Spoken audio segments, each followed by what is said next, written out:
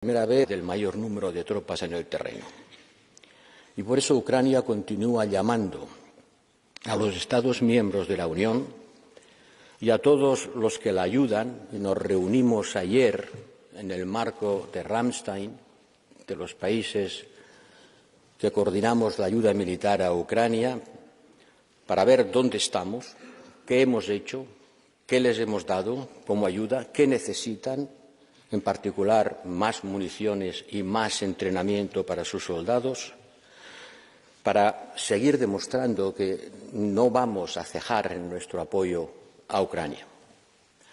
Señoras y señores diputados, me voy a poner la venda antes de la herida y voy a decirles que a mí la guerra me gusta tan poco como a cualquiera de ustedes.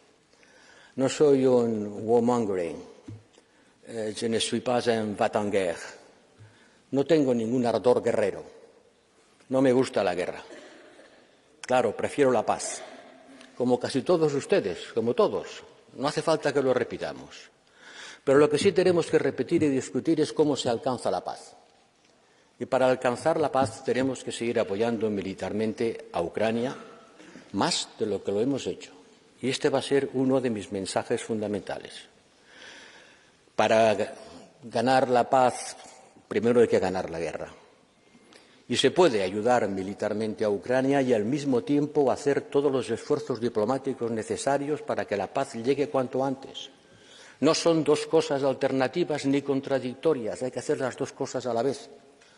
Apoyarle más y hacer más esfuerzos diplomáticos, y pronto en la Asamblea de las Naciones Unidas tendré ocasión de hacerlo, y pedir al secretario general que inicie, si puede y quiere, un proceso de mediación, de interlocución, en el que hasta ahora todo el mundo ha fracasado, porque todo el mundo que ha hablado con Putin ha vuelto con el mensaje de que quiere continuar esta guerra hasta conseguir sus objetivos militares. Es de una extraordinaria ingenuidad pedir que se pare la ayuda militar a Ucrania para que la guerra sea más corta y para que se construya más pronto la paz. Y digo ingenuidad por no utilizar una palabra más fuerte. No, se pueden hacer las dos cosas, y si dejamos de apoyar militarmente a Ucrania, la paz que conseguiremos no será una paz, será una victoria de Rusia, que para nosotros sería una extraordinaria amenaza a nuestra seguridad. Entonces, ¿qué hemos hecho? ¿Qué ha hecho el Consejo, al que represento aquí hoy? Pues primero ha aprobado un impresionante paquete de sanciones, 9 paquetes, el 10º está en camino y seguro que la presidenta de la Comisión hará referencia a él, con el objetivo de debilitar la economía rusa. Se ha conseguido. Muchos dicen que las sanciones son ineficientes, que no han debilitado la economía rusa y que, al contrario, nos producen efectos negativos sobre nosotros mismos. Bien, es cierto que la economía rusa no ha colapsado y que la tasa de crecimiento de su PIB no es la que se había previsto. Es cierto que el año pasado tuvo unos ingresos excepcionalmente altos, tanto por gas como por petróleo. Pero las cosas están cambiando, gracias a nuestras sanciones y, en particular, gracias al cap que hemos impuesto en el petróleo. Si ustedes miran los 3 parámetros fundamentales de una economía, ingresos por hidrocarburos, el propio ministro de Hacienda ruso decía hace 2 días que en enero son el 46% más bajos que en enero del año pasado. Sí, tuvieron muchos durante el año 2022 porque los precios escalaron de una forma histérica y nosotros todavía dependíamos de ellos, ya no lo hacemos. Uno de nuestros grandes éxitos ha sido reducir a prácticamente cero nuestra extraordinaria dependencia energética de Rusia. 46% más bajo enero sobre enero. Si miran al déficit público, el déficit público ruso está explotando. Es 14 veces más alto en enero del 2023 que en enero de 2022. 14 veces más alto, de 2 billones a 1,8 trillones.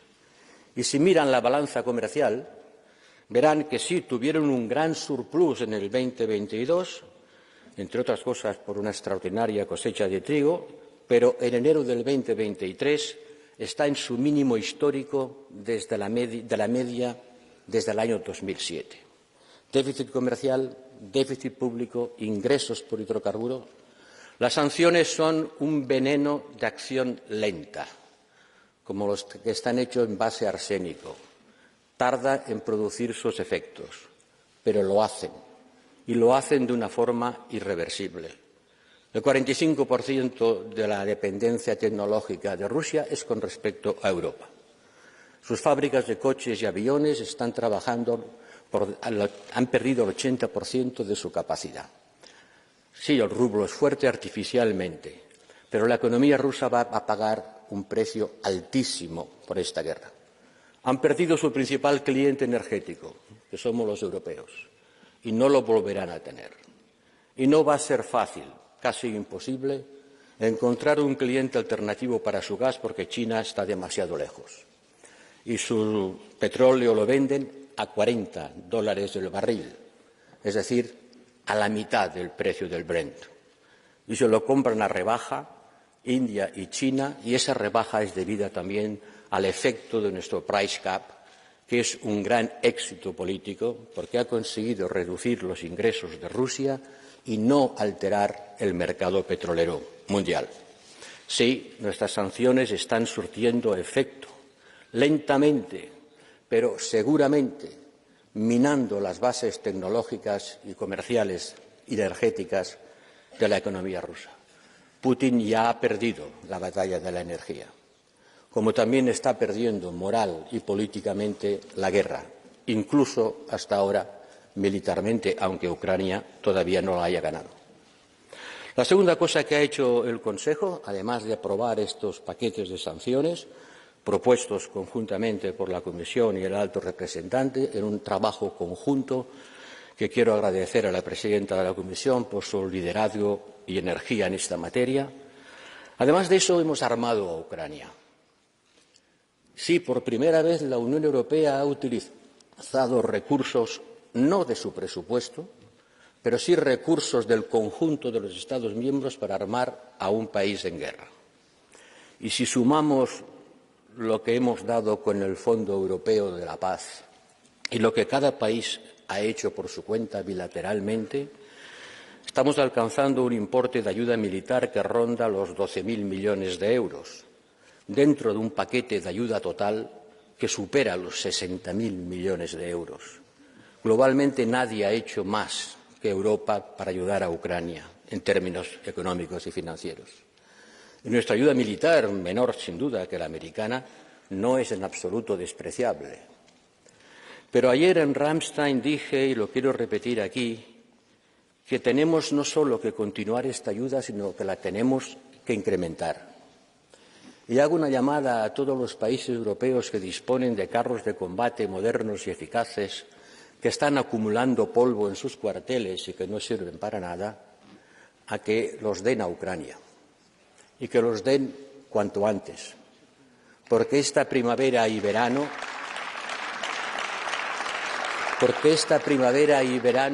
será decisiva. La guerra se va a decidir en esta primavera y verano. Y hemos estado demasiado tiempo discutiendo si dábamos o no dábamos los famosos Leopard. Mientras tanto, Rusia preparaba su ofensiva. Hemos estado demasiado tiempo discutiendo decisiones que tenían que haber llegado antes, temerosos de que nuestra involucración en la guerra nos condujera a una pseudo-beligerancia. No, nos hemos anunciado que daremos carros de combate y no ha habido ninguna tercera guerra mundial. Por cierto, los carros de combate todavía no están allí y tardarán en llegar. Y como el tiempo es fundamental y el tiempo se mide en vidas, es mi papel como responsable del Fondo Europeo para la Paz y de coordinar las acciones de los Estados miembros en la ayuda militar, pedir más y más rápida ayuda a Ucrania. Ese es el mensaje fundamental que quisiera hacerles pasar, pero a continuación debo decirles, repetir la idea de que esta ayuda militar no es ni contradictoria ni alternativa a la búsqueda de la paz por medios diplomáticos. Que una cosa puede ir con la otra. Y créanme, no entiendo a aquellos que dicen que para negociar primero hay que dejar de apoyar militarmente a Ucrania. Al contrario, hay que hacer las dos cosas a la vez. Esto no es un debate entre palomas y halcones. Esto es un debate desde el realismo, conociendo cómo son las cosas en el terreno y qué podemos y debemos hacer. Y esta también es una llamada de atención para que Europa entienda que su capacidad militar tiene que ser mucho mayor de lo que es, que nuestra industria militar tiene que ser más potente, que la capacidad de nuestros ejércitos para hacer frente a una situación como esta tiene que ser mayor, porque se ha demostrado que no era la suficiente.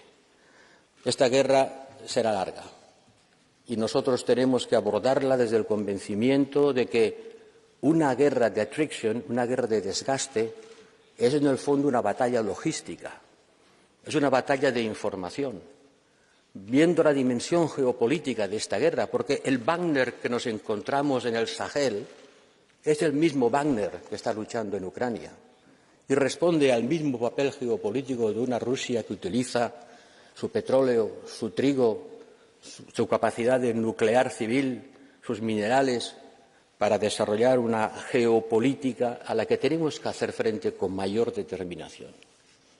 Este es el trabajo que también tienen ustedes que hacer, señoras y señores diputados, porque tenemos que convencer a los ciudadanos europeos que no cabe flaquear, que la guerra tiene un coste, pero que la libertad también lo tiene, que el coste de verdad lo está pagando Ucrania, que el nuestro es pequeño comparado con el suyo y que sería mucho mayor si Putin ganara la guerra.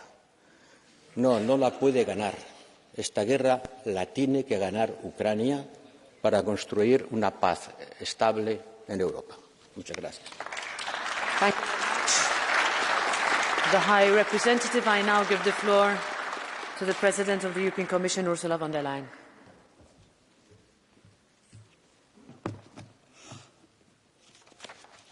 Thank you very much, Madam President de Roberta.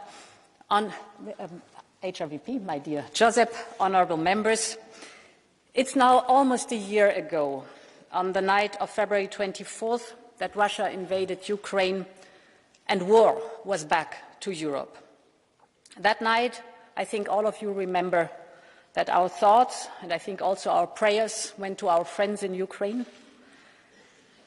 I remember vividly how we followed the news from the Donbass and Kyiv with unbearable tension. And we all were wondering whether the Ukrainian friends would be able to withstand the onslaught of the Russian invaders. Today we know, yes, they would. 1 year on, Putin's perfidious plans continue to be foiled by the brave Ukrainian nation. 1 year on, Russia has completely alienated itself from Europe, its most important economic relationship, and is isolated on the global stage.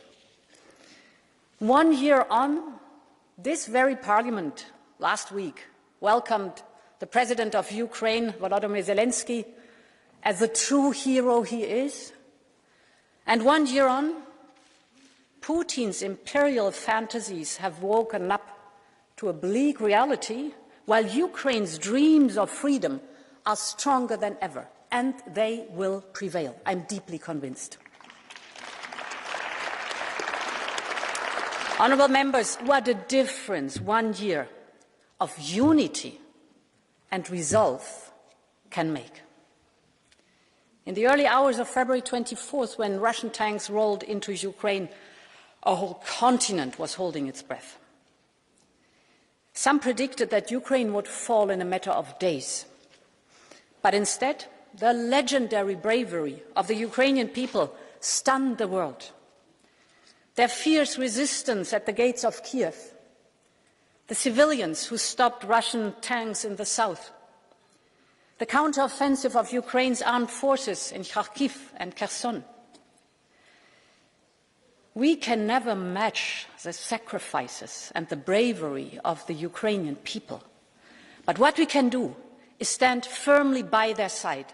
And that's what we've done from day one on, and we will continue to do that. They can rely on us. And indeed, a whole continent has mobilized. From the volunteers of the Warsaw Station, you remember, who welcomed the Ukrainians fleeing Putin's bombs, basically to all citizens and companies who have cut their electricity demands. Together with you, honourable members, we have focused on three main goals. First, to support Ukraine's resistance against the invader unwaveringly. Second, to undermine Russia's war machine. And third, to build Ukraine's European future together. And these three strands of action have guided us over the last year and will continue to guide us in the months to come. Je commencerai par notre soutien continu à la résistance ukrainienne. Depuis le début de la guerre, le soutien économique, humanitaire et militaire de l'Union européenne à l'Ukraine s'élève à 67 milliards d'euros. C'est de l'aide budgétaire à la reprise rapide, de l'énergie aux capacités militaires, de l'aide humanitaire à l'aide aux réfugiés ukrainiens. Tout ceci est une contribution concrète à l'effort de guerre de l'Ukraine.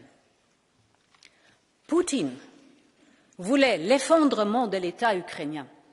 Nous avons aidé l'Ukraine à rester opérationnelle. Même durant les heures les plus sombres, l'Europe a dynamisé la résistance ukrainienne et nous continuerons à le faire. Nous garantirons un flux constant d'aide financière tout au long de 2023. La première tranche de ce paquet, comme vous savez, des 18 milliards d'euros, est déjà arrivée en Ukraine. Notre solution continuera d'être stable et prévisible chaque mois. C'est ce que l'Europe a promis et nous avons tenu notre promesse. L'Europe soutient également les entreprises et les travailleurs ukrainiens toujours en activité malgré la guerre. Pour cela, nous avons mobilisé la puissance de notre marché unique. Nous avons intégré nos économies, rapproché nos gens, jumelé nos villes, synchronisé nos réseaux électriques. Nos corridors de solidarité permettent à l'Ukraine d'exporter ses marchandises vers le monde entier, ce qui a déjà représenté 20 milliards d'euros de revenus pour les entreprises ukrainiennes en cette période de guerre. Et nous pouvons faire plus. Lors de notre visite à Kiev, nous nous sommes mis d'accord sur une feuille de route pour améliorer davantage l'accès de l'Ukraine à notre marché unique. Poutine voulait tuer le rêve européen de l'Ukraine. Aujourd'hui, l'Ukraine se dirige vers l'Union européenne plus rapidement et plus résolument que jamais. En parallèle, nous affaiblissons la capacité de la Russie à maintenir sa machinerie de guerre. Et ça, c'est mon deuxième point. Avec 9 paquets de sanctions en place, l'économie russe régresse. Et pour maintenir une forte pression, nous proposons un 10e train de mesures. Il contient de nouvelles interdictions commerciales et de nouveaux contrôles des exportations de technologies vers la Russie. Ce paquet vaut en tout 11 milliards d'euros. Nous proposons notamment des restrictions sur des dizaines de composants électroniques utilisés dans les systèmes armés russes, tels que les drones, les missiles, les hélicoptères. Mais il y a aussi de centaines de drones fabriqués en Iran que la Russie utilise sur les champs de bataille en Ukraine. Ces drones iraniens tuent des civils ukrainiens. C'est atroce. Donc, pour la première fois, nous proposons également de sanctionner les opérateurs iraniens, y compris ceux liés aux gardiens de la Révolution. Il est notre devoir de le faire, notre devoir de sanctionner cela. Putin ging davon aus, dass unsere Unterstützung für die Ukraine nicht von Dauer sein würde. Er dachte, dass es ein leichtes wäre, Europa zu erpressen, mit unserer zugegebenermaßen hohen Abhängigkeit damals von russischem Öl und russischem Gas. Aber auch da lag er falsch. Heute, ein Jahr nach Kriegsbeginn, hat er den von ihm entfachten Energiekrieg schon verloren. Wir haben uns neu aufgestellt, und zwar mit der Hilfe von verlässlichen Partnern. Und das Ergebnis kann sich sehen lassen. Russlands Einnahmen aus dem Verkauf von Öl und Gas, insbesondere das Gas nach Europa, die Einnahmen sind um 2/3 gesunken. Die Ölpreisbremse, die wir global zusammen aufgestellt haben. Durch diese Ölpreisbremse verliert Russland jeden Tag 160 Millionen Euro. Die Gaspreise in Europa sind heute niedriger als vor Russlands Überfall auf die Ukraine. Und wir in Europa investieren inzwischen in saubere Energien und Energieunabhängigkeit damit wie nie zuvor. Wir stellen beim Ausbau der erneuerbaren Energien einen Rekord nach dem anderen auf. Zum Beispiel Wind und Sonne haben letztes Jahr mehr Strom geliefert als Gas zum allerersten Mal. Wir haben mit europäischer Geschlossenheit und mit einer klugen Energiepolitik nicht nur dem russischen Druck widerstanden, sondern uns auch von der Abhängigkeit befreit. Unserer Wirtschaft geht es heute besser als vorhergesagt. Wir konnten am Wochenanfang die Wachstumsprognosen nach oben korrigieren. Der Kreml muss dagegen inzwischen Goldreserven verkaufen, um angesichts fehlender Öleinnahmen seine Löcher zu stopfen. Meine Damen und Herren, Putins Erpressungsversuch ist damit krachend gescheitert. Und das ist auch gut so.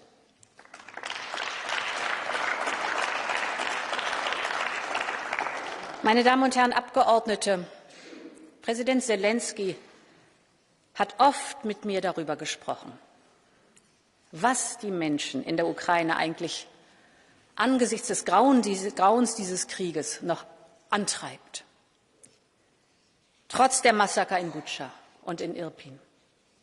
Was ihnen Hoffnung gibt, auch nach der Bombardierung von Mariupol und Dnipro.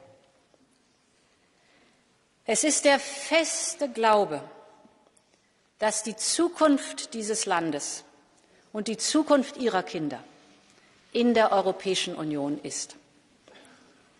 Und das ist unsere dritte Aufgabe, vor der wir stehen. Wir wollen den Ukrainerinnen und Ukrainern eine Brücke der Hoffnung bauen, von dem Grauen des Krieges, in dem sie heute leben, in eine bessere Zukunft in unserer Mitte. Rebuilding Ukraine and its progress on the path towards our union go hand in hand. You've heard it from President Zelensky in this very hemicycle. I've seen it with my college in Kiev. I know it from the colleagues at the Commission that they confirm it every single day. Ukrainians are making tangible progress despite the war, despite fighting the aggressor. They know that the accession to our union is a merits-based process. They have passed legislative reforms that others thought would take years. They are making this progress because they are striving for Europe with all their heart and soul. Ukraine is a nation defined not only by its history and heritage. It is a nation defined by its dreams. And Europe is one of these dreams. So, distinguished members, let's honor these dreams by standing up for Ukraine for as long as it takes, so that one day the representatives of the Ukrainian people will have their place in this very hemicycle. Long live Europe, Slava Ukraine. Thank you very much, President of the European Commission. And now we start with the representatives of the different political groups, starting with the President of the EPP Group, Manfred Weber. President Metsola, President von der Leyen, High Representative Borrell, almost 1 year of unimaginable suffering, 1 year of bloodshed and 1 year of destruction for Ukraine and Ukrainian people. 7,000 innocent children, women, men have been killed. Many of them died in hospital, schools and their homes at the hand of Putin's army. Over 8 million Ukrainians fled their country, their home, looking for a safe haven in Europe. This is a reality that Ukrainians have been waking up to every day since 24th of February last year, since 357 days. It was a historic moment for Europe when President Zelensky was with us last week in the European Parliament, and I want to thank Roberta, our President, for inviting him, for managing this. A touching moment for all of us, but also an important message. 1 year ago, when we saw him on the screens, we didn't know, can he survive? Can Ukraine confront Russia successfully? And yes, President Zelensky, his army, all soldiers, and his over 40 million compatriots stand united, and they were until now successful. They show us what it means to follow the European way of life. Our Ukrainian friends show us every day what it means to be European. They show us if people have a choice, they choose democracy over autocracy, rule of law over rule of few, and freedom over tyranny. And that is called the European way of life. President Zelensky was using this frame around 20 times in his speech last week. And allow me to remind us how much Socialists and Greens have been fighting against the special portfolio inside of the European Commission last time to promote and protect the European way of life. As EPP, we fought for it, and today I have to say it is the headline. It is, you don't want to hear this, but it's the headline of President Zelensky and probably the motivation for our Ukrainian friends, the European way of life. And we should be proud about this. Roberta Metsola, as our president, was the first to risk to go to Kiev. We are on your side. That was the main message of Roberta. And Ursula von der Leyen was leading to grant the candidate status to our Ukrainian friends. And let's be clear, this was not welcomed so much by Scholz, by Macron, by Sanchez or by Costa. That's why I want to thank our two presidents for her leading role in a historic moment to keep Ukraine on our side. For us as EPP, it has been clear from the very first moment we stand beside our Ukrainian friends who seek, live and defend the European way of life. Putin wants to destroy this. He is the opposite. He hates it. His dictatorship stands for suppression, censorship, war crimes, totalitarianism. The Putin is a war criminal, and he must lose this war. This war has shaken Europe at its core, but Europe has been united and stronger than ever before. We imposed unprecedented sanctions, which will weaken Putin's war machine, and we welcome very much the new proposals now. We supported Ukraine with around 50 billion, 65 billion was your figure for financial, humanitarian and military support. We sent weapons, now finally also tanks.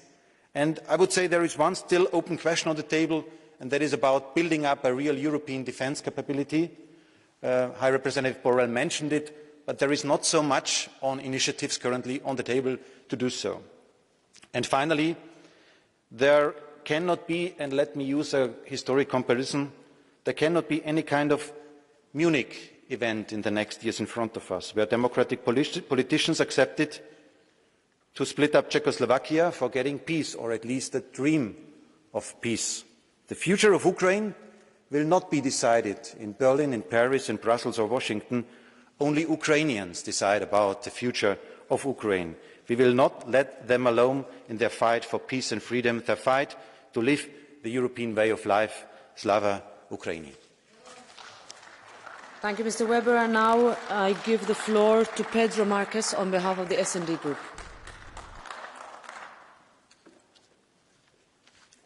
Thank you, Madam President, High Representative, Madam President of the Commission, dear colleagues. 1 year of the brutal Russian war of aggression against Ukraine. It resulted in the death of thousands and thousands of innocent lives, the destruction of a country, millions of refugees, increased insecurity and suffering for Europe and the world. The EU stood by Ukraine for all of this time. We will continue to support them for as long as it takes. The Ukrainians can count on our political, diplomatic, humanitarian, financial and military support. Putin, from his side, can count with our strong, resolute and increased sanctions, as it was just proposed today, which we thank, to drain his power. Now, our unity in the support of the Ukrainians has proven to be one of the biggest strengths against the Russian aggressor. That is why it is so concerning for this Parliament, I would hope for this Parliament as a whole, but unfortunately not, that some in the ranks of the EPP are now trying to put things the other way around. It was appalling to hear Mr. Berlusconi excusing Putin from his responsibilities and blaming Ukraine for this war. We have seen, yes, it was... I thank you for your applauses, Mr. Weber. It's important that you do so. But let me be clear also on this. You just said, we defend the European way of life for the Ukrainians. Good. What concrete actions will you take regarding Mr. Berlusconi, regarding his party, Mr. Weber? What concrete actions will you take? You have defended here, with all of us, sanctions regarding those that have supported Putin in this war. What kind of sanctions will start in your own political family regarding Mr. Berlusconi so that we stand united, we remain united against the Putin aggression? Thank you. Thank you. I give the floor now on behalf of the Renew Europe group to Malik Asmani.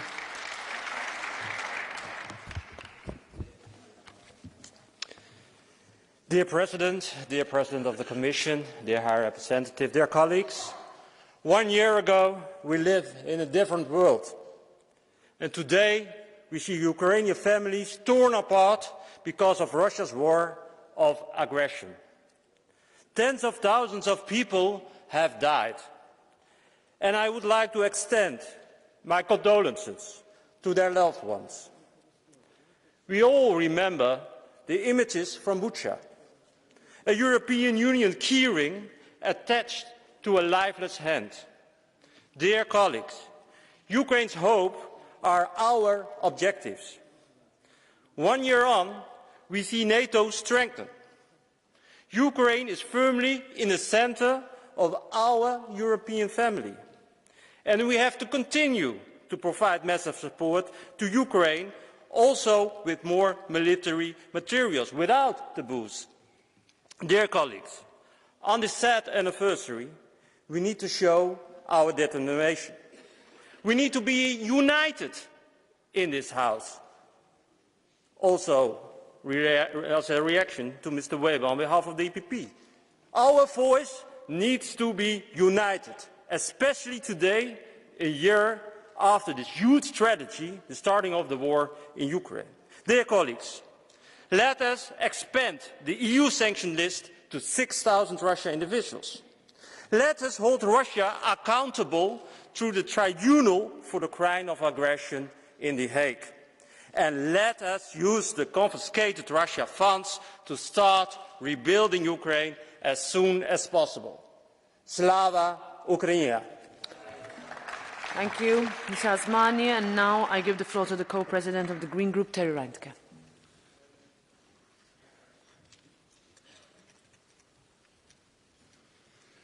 Danke, Frau Präsidentin, liebe Kolleginnen.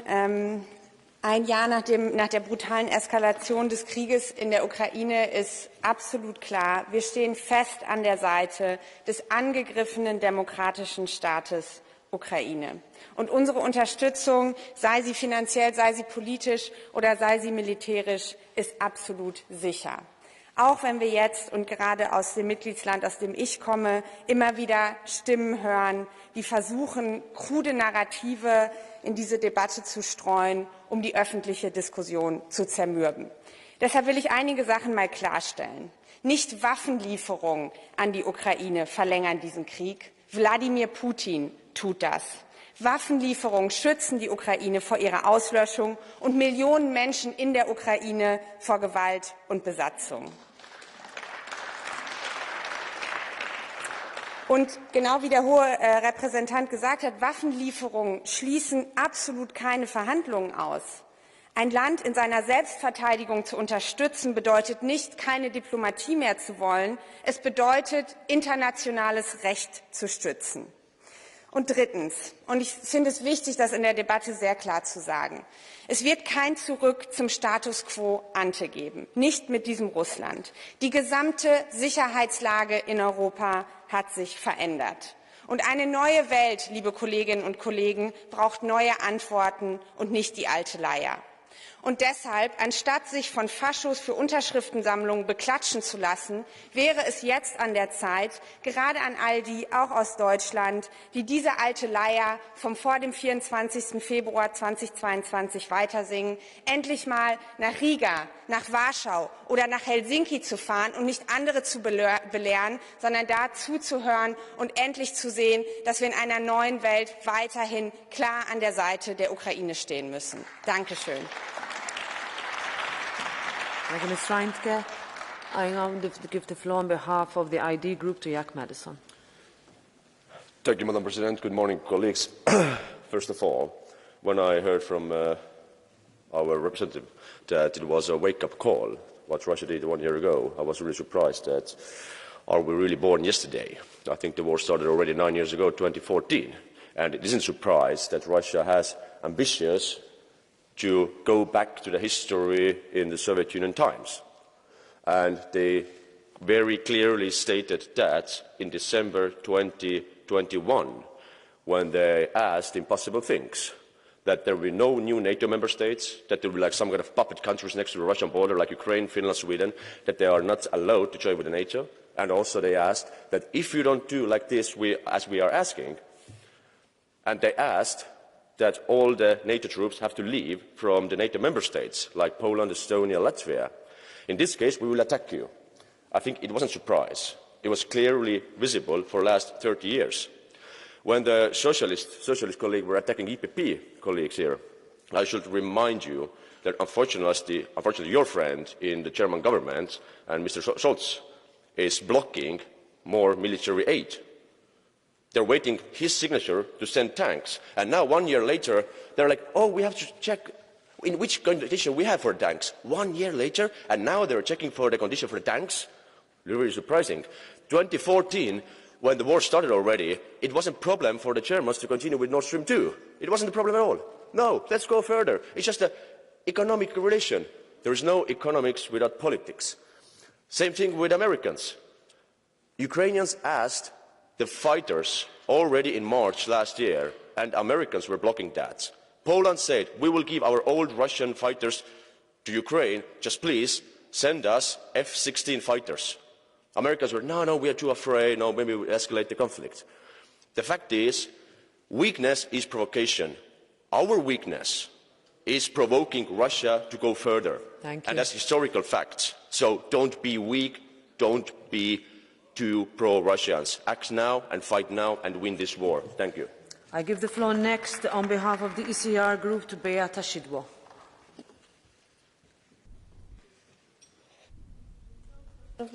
Pani Przewodnicząca von der Leyen, Szanowni Państwo, Ukraina broni dzisiaj pokoju w Europie i naszym obowiązkiem Europejczyków jest stać u boku Ukrainy, wspierać ją, bo to będzie również podziękowanie za to, co oni dla nas robią.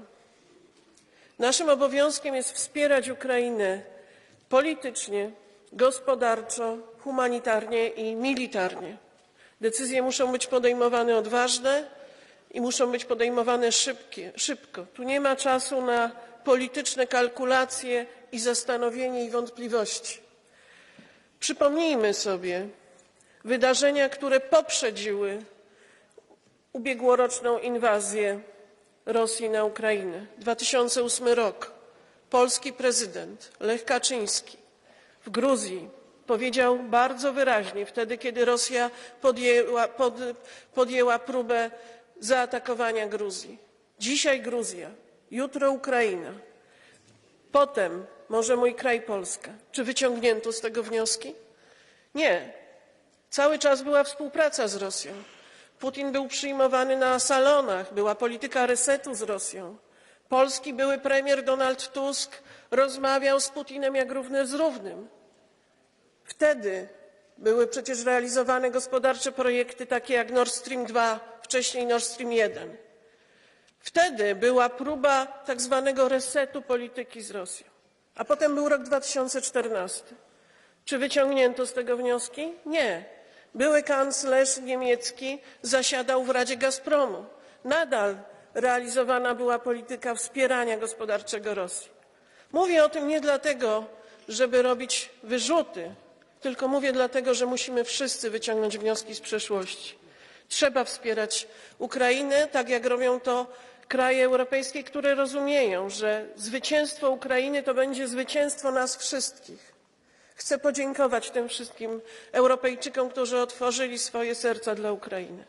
Chcę podziękować i muszę podkreślić rolę Polek i Polaków, polskiego prezydenta Andrzeja Dudy i polskiego rządu. Ukraina musi zwyciężyć, a my musimy cały czas wspierać ją i cały czas wyciągać wnioski, aby już nigdy więcej w przyszłości nie wydarzyła się tak potworna agresja w Europie. Dziękuję bardzo. Thank you, Ms. Shidwell. And now on behalf of the Left Group, Mick Wallace.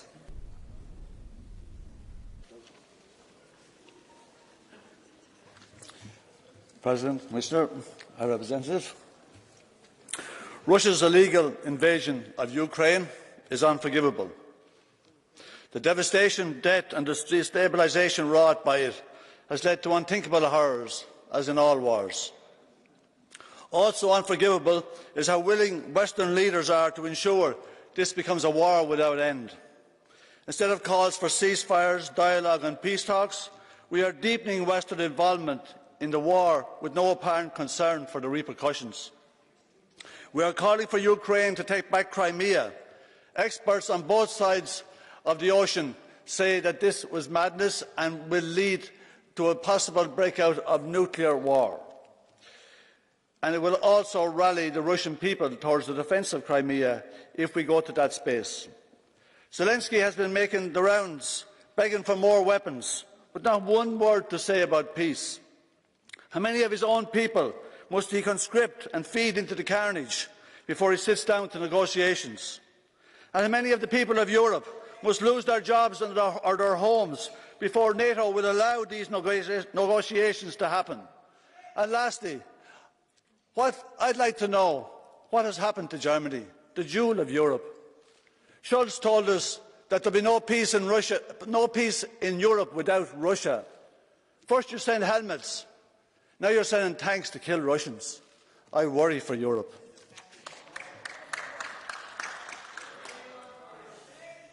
I give the floor now to Marcel de Graaf.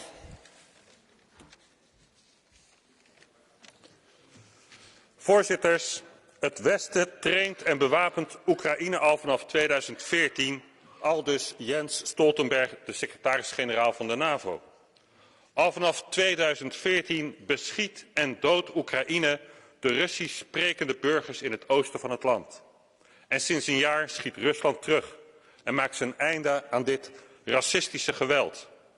Paus Franciscus zegt het klip en klaar. Deze oorlog is door het Westen uitgelokt. En de reden is duidelijk. Rusland staat de heerszuchtige ambities van de Verenigde Staten in de weg, omdat zij soeverein wil blijven en haar eigen identiteit wil behouden. Na een jaar staat de EU er slecht voor. Zwaar getroffen door de eigen sancties, slechte economische vooruitzichten en het ergste van alles, Nord Stream opgeblazen door de US. Ik roep de Europese Commissie op openingen te zoeken naar Rusland en Noorwegen aan te spreken op haar rol in deze verschrikkelijke aanslag. Stop met de sancties en werk mee aan vrede. Werk mee aan wederopbouw van de economie, identiteit en soevereiniteit van de lidstaten. Ik dank u. I give the floor now to Raza Yugnevičienė.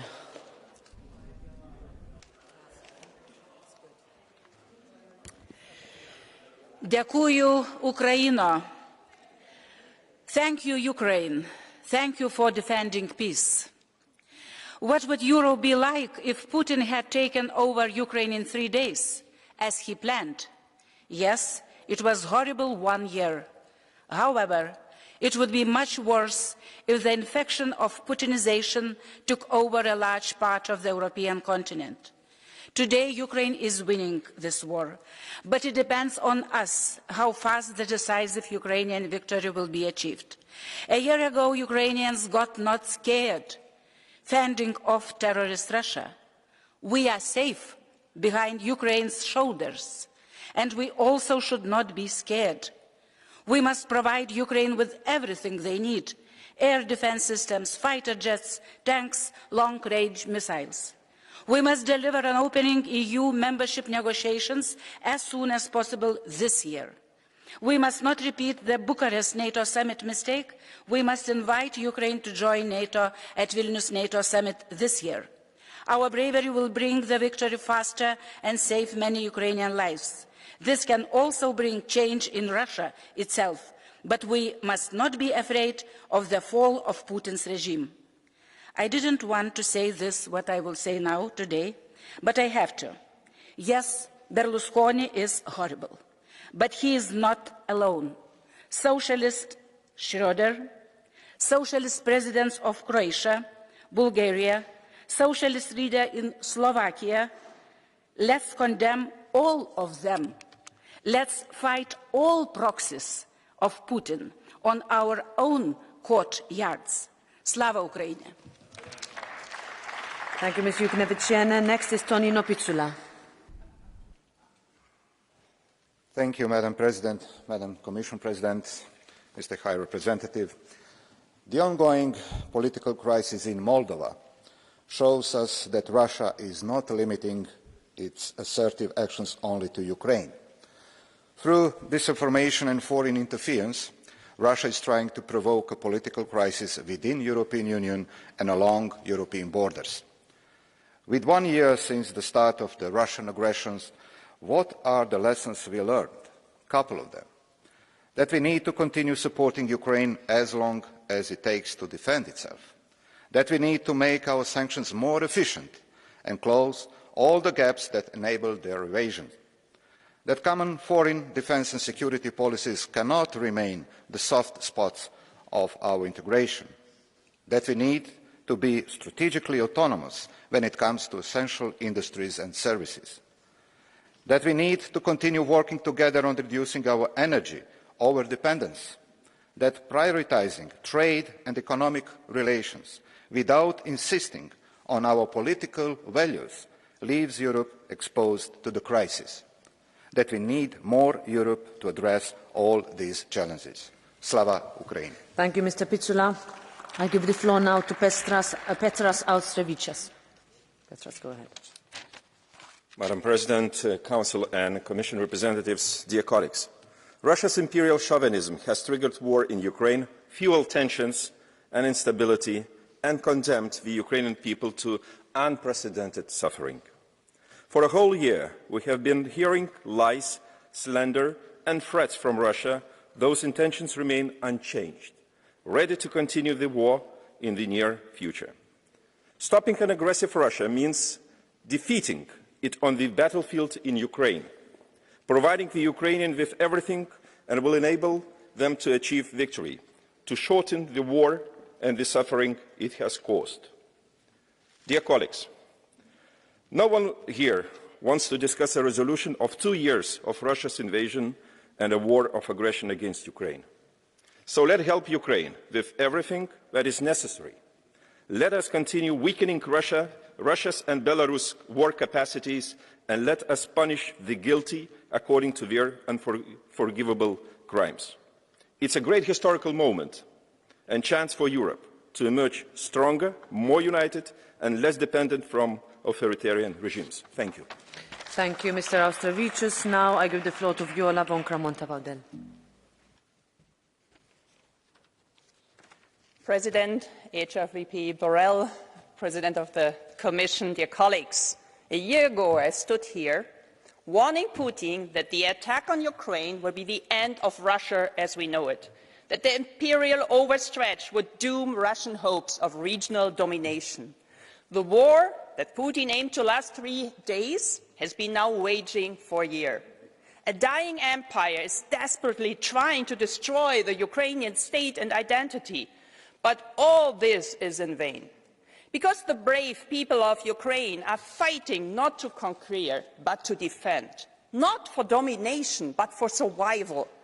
The unimaginable price Ukrainians are paying for freedom keeps us all free. Because Ukraine is defending us and every democracy. Because the freedom that some take for granted is never free. It is paid for by the sacrifice of brave men and women.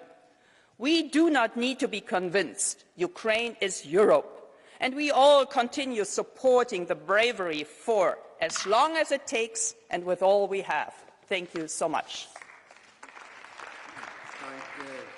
Danke, Frau Kollegin. Am Wort ist nun Herr Harald Wilimski.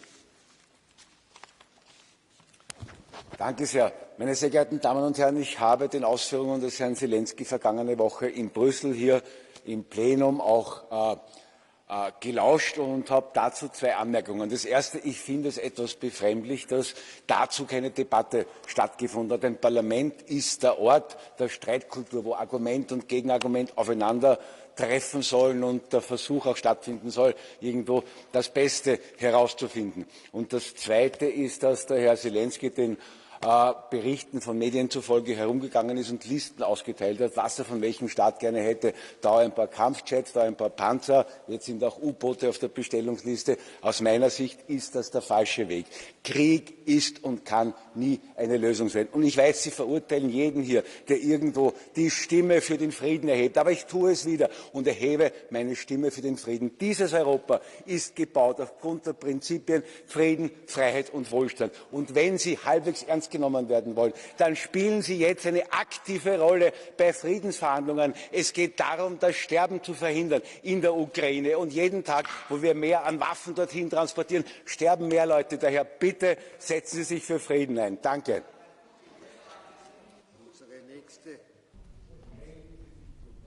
Unsere nächste Rednerin ist Frau Anna Fotyga.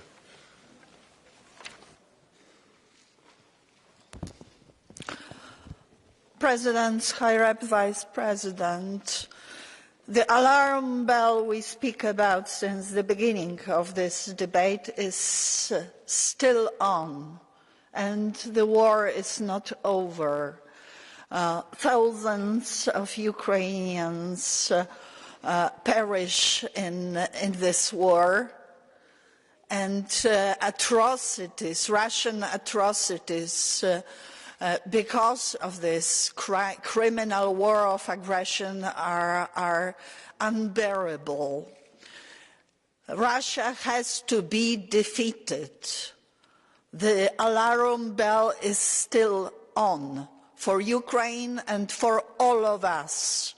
We have to deliver whatever is needed to achieve this result now. Everything.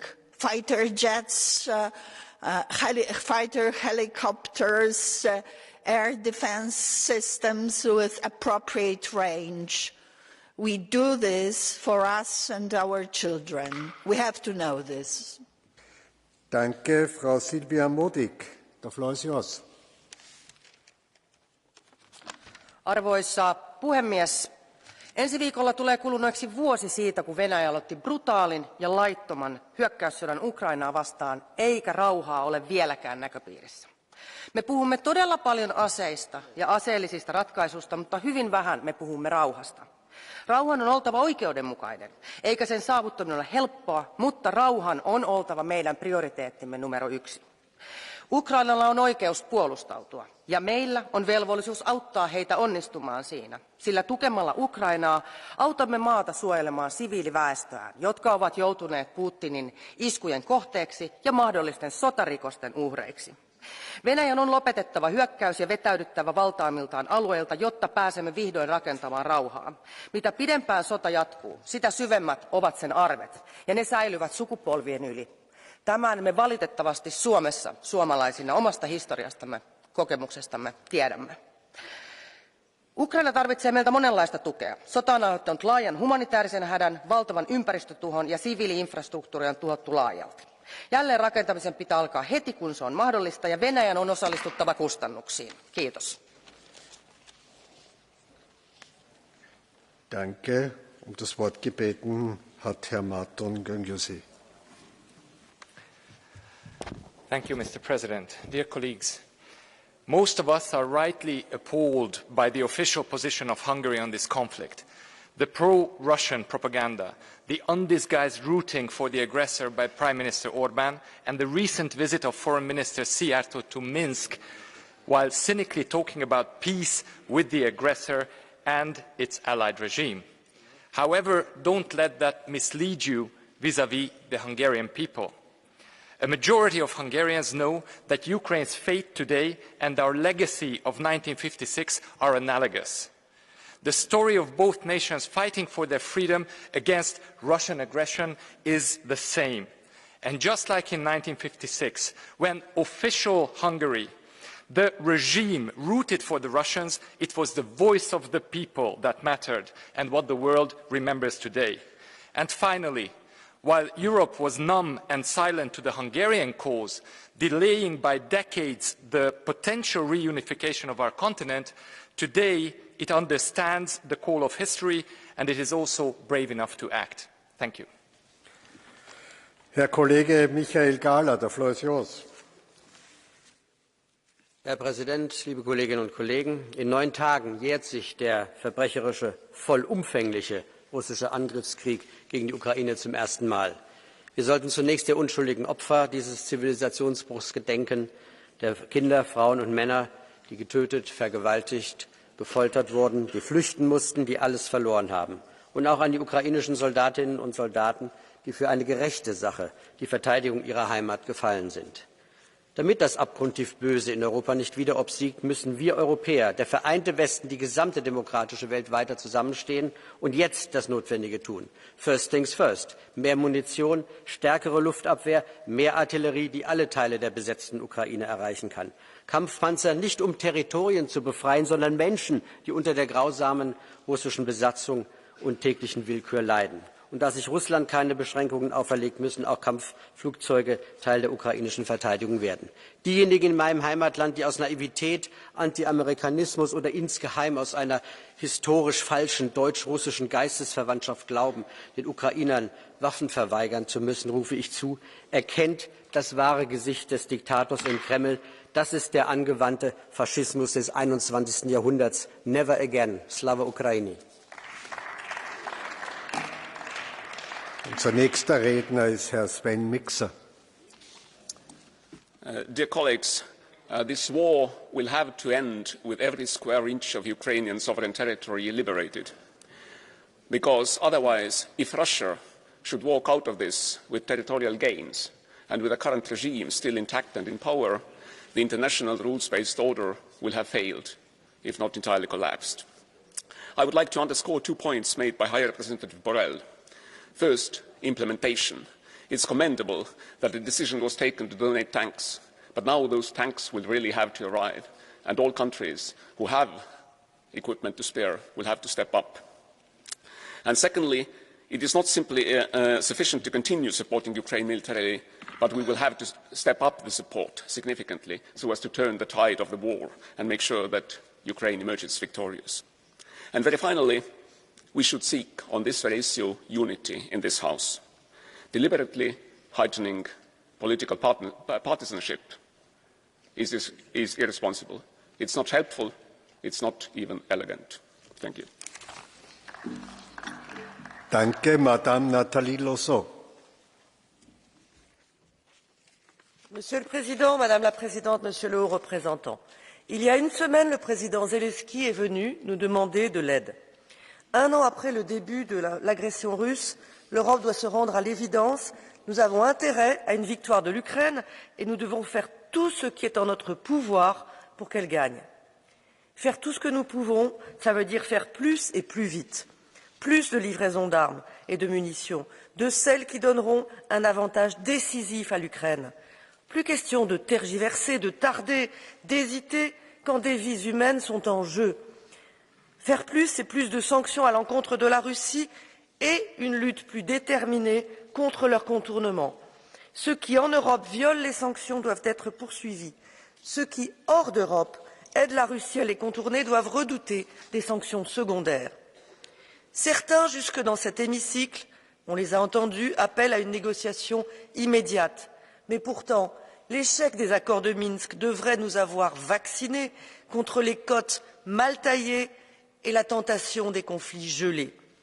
Ceux qui prêchent l'apaisement face à la Russie devraient se souvenir de cette phrase de Churchill: celui qui pratique la politique de l'apaisement nourrit un crocodile en espérant être dévoré le dernier. Das Wort gebeten hat Herr Bronis-Roppe. Ačiū gerbiamas pirmininkė, gerbiama komisijos pirmininkė, kolegos. 2014 metais prasidėjusi Rusijos agresija Ukrainoje vis intensyvėjo, nes mes, vakarai, tam laiku neužkirtome kelio. Susigundžiusi pigesniais resursais Europą sutiko būti mažiau principinga. Buvo kalbama apie strateginę partnerystę, kuri tik padėjo Putinui sukaupti pakankamai lėšų invazijai. Parlamente vis dar ir girdime, kad nesame pasirengę atsisakyti priklausomybės nuo trečiųjų šalių ir vėl bandome ieškoti pateisinimo savo neveiksnumui. Ar nelaikas darbais įrodyti, kad pasimokėme iš savo klaidų? Iš tiesų, jeigu norime, kad Ukraina laimėtų, kodėl vis dar dvejojame, ar tenkinti jos prašymus dėl ginkluotės? Duokime visko, ko reikia Ukrainai ir paverskime žodžius realiais darbais. Slava Ukrainai! Danke, Frau Kollegin Susanna Ceccardi. The floor is yours. Grazie Presidente. Un anno fa le bandiere rosse dell'ex Unione Sovietica sventolavano sopra i carri armati russi che invadevano l'Ucraina. Un messaggio inequivocabile all'Occidente intero, un attacco alla libertà, all'integrità territoriale di uno Stato sovrano. L'Europa ha dovuto schierarsi e ci siamo schierati a favore della libertà, della sovranità e della dignità del popolo ucraino. 12 mesi dopo, però, il rischio che il conflitto si trasformi in un perenne congelamento è elevato.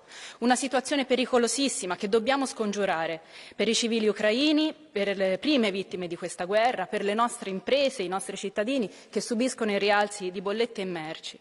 L'Europa avrebbe potuto fare di più per raggiungere l'obiettivo della pace? Se la soluzione per accelerare il conflitto fosse stata quella di inviare più armi, perché non lo abbiamo fatto subito? Io penso che la soluzione diplomatica e anche la via diplomatica debba essere percorsa e dobbiamo lavorarci insieme. Le fughe in avanti dei primi della classe non garantiscono la promozione di tutta la classe, ma solo la consapevolezza che ancora una volta è divisa e questo è veramente l'obiettivo di Putin. Danke, Frau Veronika Frecionova. Sie haben für eine Minute das Wort. Rok od ruské invaze na Ukrajinu se objevují informace o nové plánované ruské ofenzivě. Slyšíme o dění v Moldavsku. Putin je schopen udělat cokoliv, aby dosáhl alespoň malého náznaku vítězství a byl schopen Rusům vysvětlit, proč museli zemřít desítky tisíc obyčejných lidí. Nedávno jsme slyšeli vyjádření vůdce Wagnerovy armády Prigožina, že má plán, jak dosáhnout La Manche.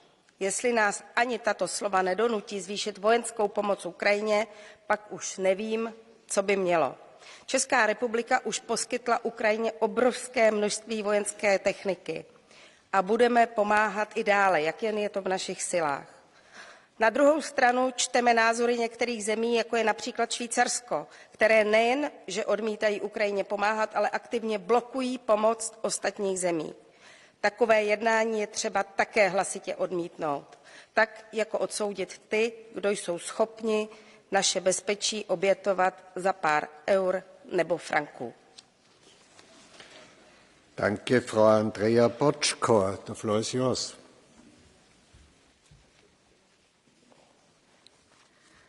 Tisztelt elnök úr! Egy éve tart Oroszország jogtalan háborúja Ukrajna ellen, melyet elítélünk, és minden fórumon kiállunk Ukrajna szuverenitása és területi integritása mellett.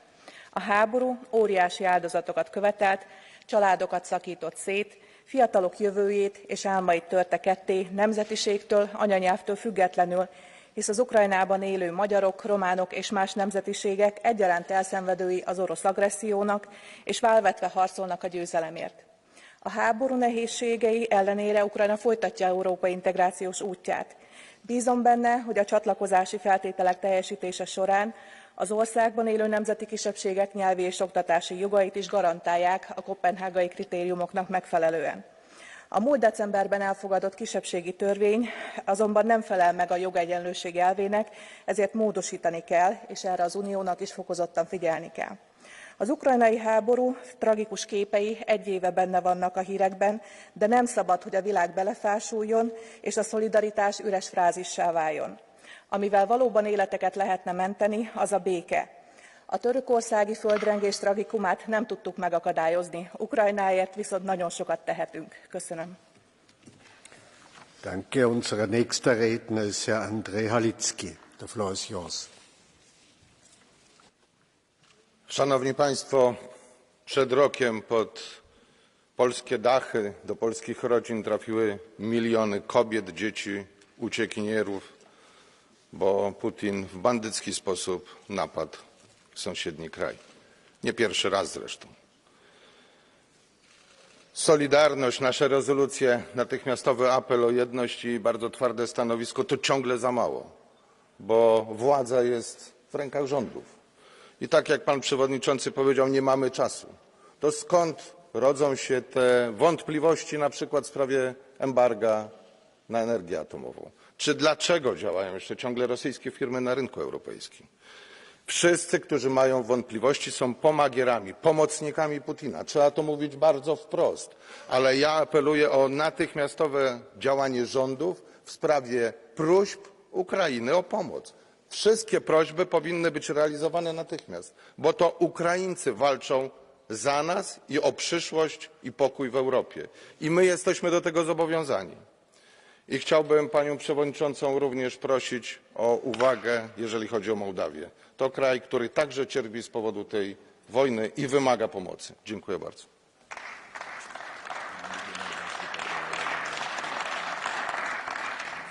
Unser nächster Redner ist für eine Minute Herr Cimoszewicz. Szanowni goście, drodzy koledzy, agresja Rosji trwa, przynosi przerażające skutki. Dziesiątki tysięcy zabitych i zniszczona gospodarka Ukrainy. Nikt z nas tej wojny nie chciał i nie chce, ale ona nas dotyczy. Musimy pomagać Ukrainie ze względów humanitarnych i prawnych, ale też dla własnego bezpieczeństwa. Ukraińcy bronią siebie i nas. Często słychać także w tej sali apele o szukanie dyplomatycznego rozwiązania.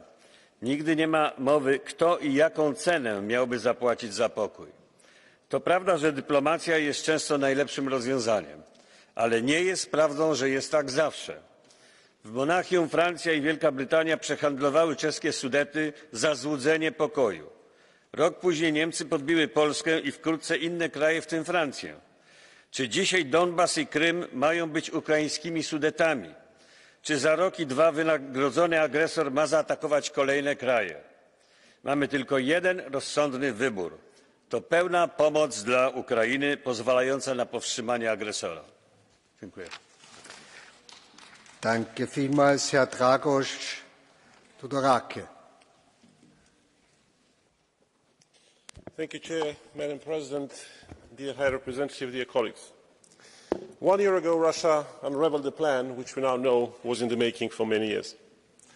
Putin's frustration with history went back to USSR, to the breakdown of Yugoslavia, to the Bucharest NATO summit and in general, to the moment when he looked himself in the mirror and thought he was not big enough for the rest of the world to fear. Therefore, he had to rewrite history at any cost, and for that, he lied and he killed, and will continue to lie and to kill until we give Ukraine the arms they need to stop him. In direct contrast, we heard President Zelensky speak to this House just last week. We all saw his determination and dedication to Ukraine's European hopes. This is the type of leader that is big enough, and not for the others to fear, but to follow and feel proud to bring at the EU table. We must continue to support him, match his level of ambition when it comes to EU integration, and be bolder in our actions. Be bold like Ukraine is. Thank you. Thank you. Herr Wojciechowski. Thank you, Chair, Commissioners. We keep asking the question why this war lasts so long. The answer is simple, because still too many of those who decide care more about future fate of Russia than about security of Ukraine. It's a paradox that the way to create peaceful and maybe democratic Russia is to defeat Putin's regime. The first step to achieve this goal is to help Ukraine not only to defend itself, but to defeat Russia. Free, democratic, sovereign Ukraine, member of the European Union, will be the best message for the Russian society that there is an alternative way of developing the country. Thank you. Thank you. Das Wort gebeten hat Herr Esteban González Pons. Tengo un minuto tan corto como son los minutos de silencio. Pero si guardáramos un minuto de silencio por cada víctima de Putin, no pronunciaríamos una palabra esta mañana. Y si leyéramos la lista de los asesinados por Putin, no acabaríamos en 4 horas. Esto no es una guerra, esto es un genocidio, esto es un crimen contra la humanidad. Y no está ocurriendo a las puertas de Europa, está ocurriendo en Europa, aquí y ahora. Los ucranianos hoy son tan europeístas como fueron los franceses o los alemanes después de la Segunda Guerra Mundial, y por los mismos motivos. A los jóvenes les están diciendo que no hay paz sin pagar un precio. A los demócratas que la libertad se gana cada día. Y a los europeos que hay quien está dispuesto a morir por aquello que el Brexit despreció, una Europa de hermanos que trabajan juntos. No habrá paz hasta que no derrotemos al tirano. Europa es la esperanza de aquellos pueblos que son masacrados. Por eso no nos vamos a rendir. Sabemos que la guerra puede ser larga, pero no podemos rendirnos y no nos rendiremos. Slava Ukraini. Thank you. Herr Kollege Jens Geier, the floor is yours. Vielen Dank, Herr Präsident. Verehrter Herr Hoher Beauftragter, verehrte Frau Präsidentin, verehrte Kolleginnen und Kollegen, in wenigen Tagen, viele Kolleginnen und Kollegen haben es gesagt, jährt sich der verbrecherische Angriff Russlands auf die Ukraine zum ersten Mal. Und ich kann mich nur in Achtung verneigen vor der Tapferkeit und dem Freiheitswillen des ukrainischen Volkes. Slava Ukraine. Kolleginnen und Kollegen, es ist die Aufgabe der EU, Josep Borrell hat es gesagt, diesen Freiheitswillen zu stärken, indem wir der Ukraine die Mittel geben, die sie brauchen. Finanzielle Mittel, humanitäre Hilfe, militärische Hilfe. Mir ist wichtig, alle diese Dinge zu betonen, denn sie gehören zusammen. Und vor dem Hintergrund frage ich mich schon, welche Funktion die zahlreichen Aufforderungen zu Waffenlieferungen an Deutschland hatten und auch noch haben, viele davon in diesem Plenum.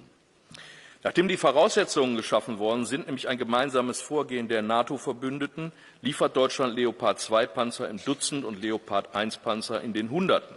Und wo sind die Verbündeten? Nach den Zusagen der Verbündeten der sogenannten Panzerkoalition befragt, sagt der deutsche Verteidigungsminister, das ist nicht so berauschend. Und damit wir uns nicht missverstehen, im Deutschen ist das ein ironischer Ausdruck dafür, dass die Zusagen bisher ausgesprochen übersichtlich sind. Polen, Norwegen und Portugal helfen, aber da geht noch viel mehr. Denn die Unterstützung für die Ukraine muss eine gemeinsame Aufgabe sein. Und wenn Deutschland dies entsprechend seiner Möglichkeiten tut, dann sollten die Verbündeten aufhören, sich dahinter zu verstecken. Vielen herzlichen Dank. Danke vielmals, Frau Hilde Wortmans. Sie sind am Wort. Dank u wel, meneer de voorzitter, mevrouw de commissaris, meneer de hoge vertegenwoordiger. Bijna 1 jaar oorlog in Oekraïne. En wat we daar hebben zien gebeuren, menselijke drama's en heel veel leed. En ook bij ons voelen we de impact. Er is maar 1 conclusie en ik denk dat bijna op enkele sprekers na, die ik maar niet zal noemen, die misschien betaald worden door bepaalde autoritaire regimes, rest er ons maar 1 conclusie. Het is tijd dat de oorlog stopt.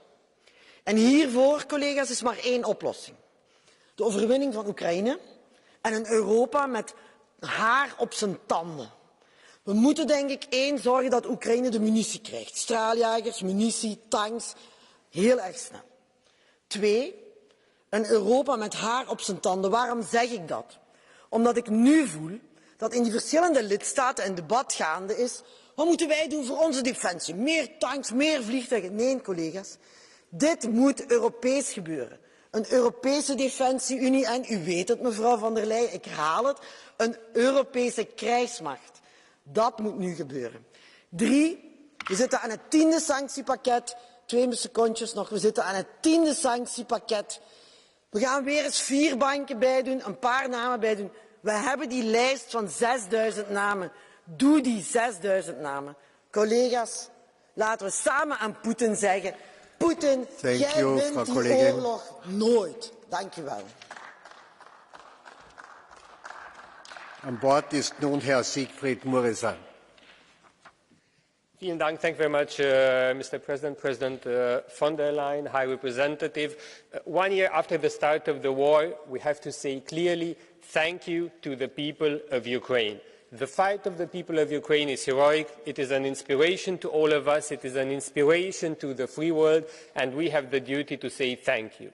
Our second duty is, as long as the people of Ukraine are fighting, we have to help them, we have to support them with all we can, soon, fast, because between the time we make a decision and the moment support gets on the ground, time passes. So we need to accelerate the speed of our decisions. The choice is not between war and peace. War is a terrible thing. None of us likes war. We all want peace. But the choice is between fighting or surrendering. And as long as the people of Ukraine are fighting, it is our duty to stand by their side. And it is also our duty to tell to the people of Europe that Russia is failing. Russia is losing militarily, economically, politically and morally. Russia is talking about an imperialistic past which is long gone. We are building together a future for the people of Ukraine, for the people of Europe, and we are building it together. That's the difference. Thank you very much. Thank you very much. Frau Vizepräsidentin Pina Picerno hat das Wort. Grazie molte Presidente, Presidente von der Leyen, Alto rappresentante Borrell, cari colleghe e colleghi. A un anno dalla criminale invasione di Putin, la Russia non è riuscita a piegare la resistenza del popolo ucraino. L'Ucraina lotta per l'indipendenza e per gli stessi valori di democrazia e di libertà. E tuttavia i nostri aiuti non sono riusciti a fermare l'aggressione e abbiamo il dovere, colleghi, il dovere di incrementare il nostro sostegno a Kiev. E allora vale la pena chiederci qui oggi quanto stanno costando al popolo ucraino le nostre indecisioni, per esempio sugli aiuti militari, quanto è costato alla nostra credibilità internazionale, quanto costano le parole inopportune come quelle che abbiamo ascoltato ieri, vergognose, da Silvio Berlusconi contro Zelensky. Io credo molto. E allora, accanto alle grandi risorse mobilitate, le nostre scelte devono essere accompagnate da scelte politiche coraggiose per punire gli atti criminali di Putin contro la popolazione e per sostenere con ogni mezzo la difesa dell'integrità territoriale ucraina e garantirle un futuro all'interno della nostra Unione. Grazie. Unser nächster Redner ist Herr Andrius Kubilius. The floor is yours. Dear colleagues, this war can be stopped tomorrow if Mr. Putin will decide to withdraw his troops from Ukraine. However, since it is not realistic, the only way to end this international crime is to defeat Russia in the battlefield. The first year of a brutal war has shown that a combination of highly motivated Ukrainian defenders and the Western weapons are much stronger than the Russian military capacity. That is why the delivery of the Western weapons is the most crucial factor which can bring the end of this war. I repeat, it depends only on the West how long this bloody war will continue. I am convinced the West has all the possibilities to help Ukraine to achieve its victory during this year. For that to happen, the West has to stop being afraid of Russian defeat impact on the future of Russia. On the contrary, in order to have a sustainable peace on the European continent, Russians need to be convinced to abandon their nostalgia to an empire. That will happen if Russia will be defeated in Ukraine, if Putin will be brought to international tribunal, and if Ukraine will be invited to join NATO. Slava Ukraini! Danke, Herr Kollege. Wir kommen nun zum Catch the Eye. I have 13 speakers, so please accept the 1 minute, and I have to see to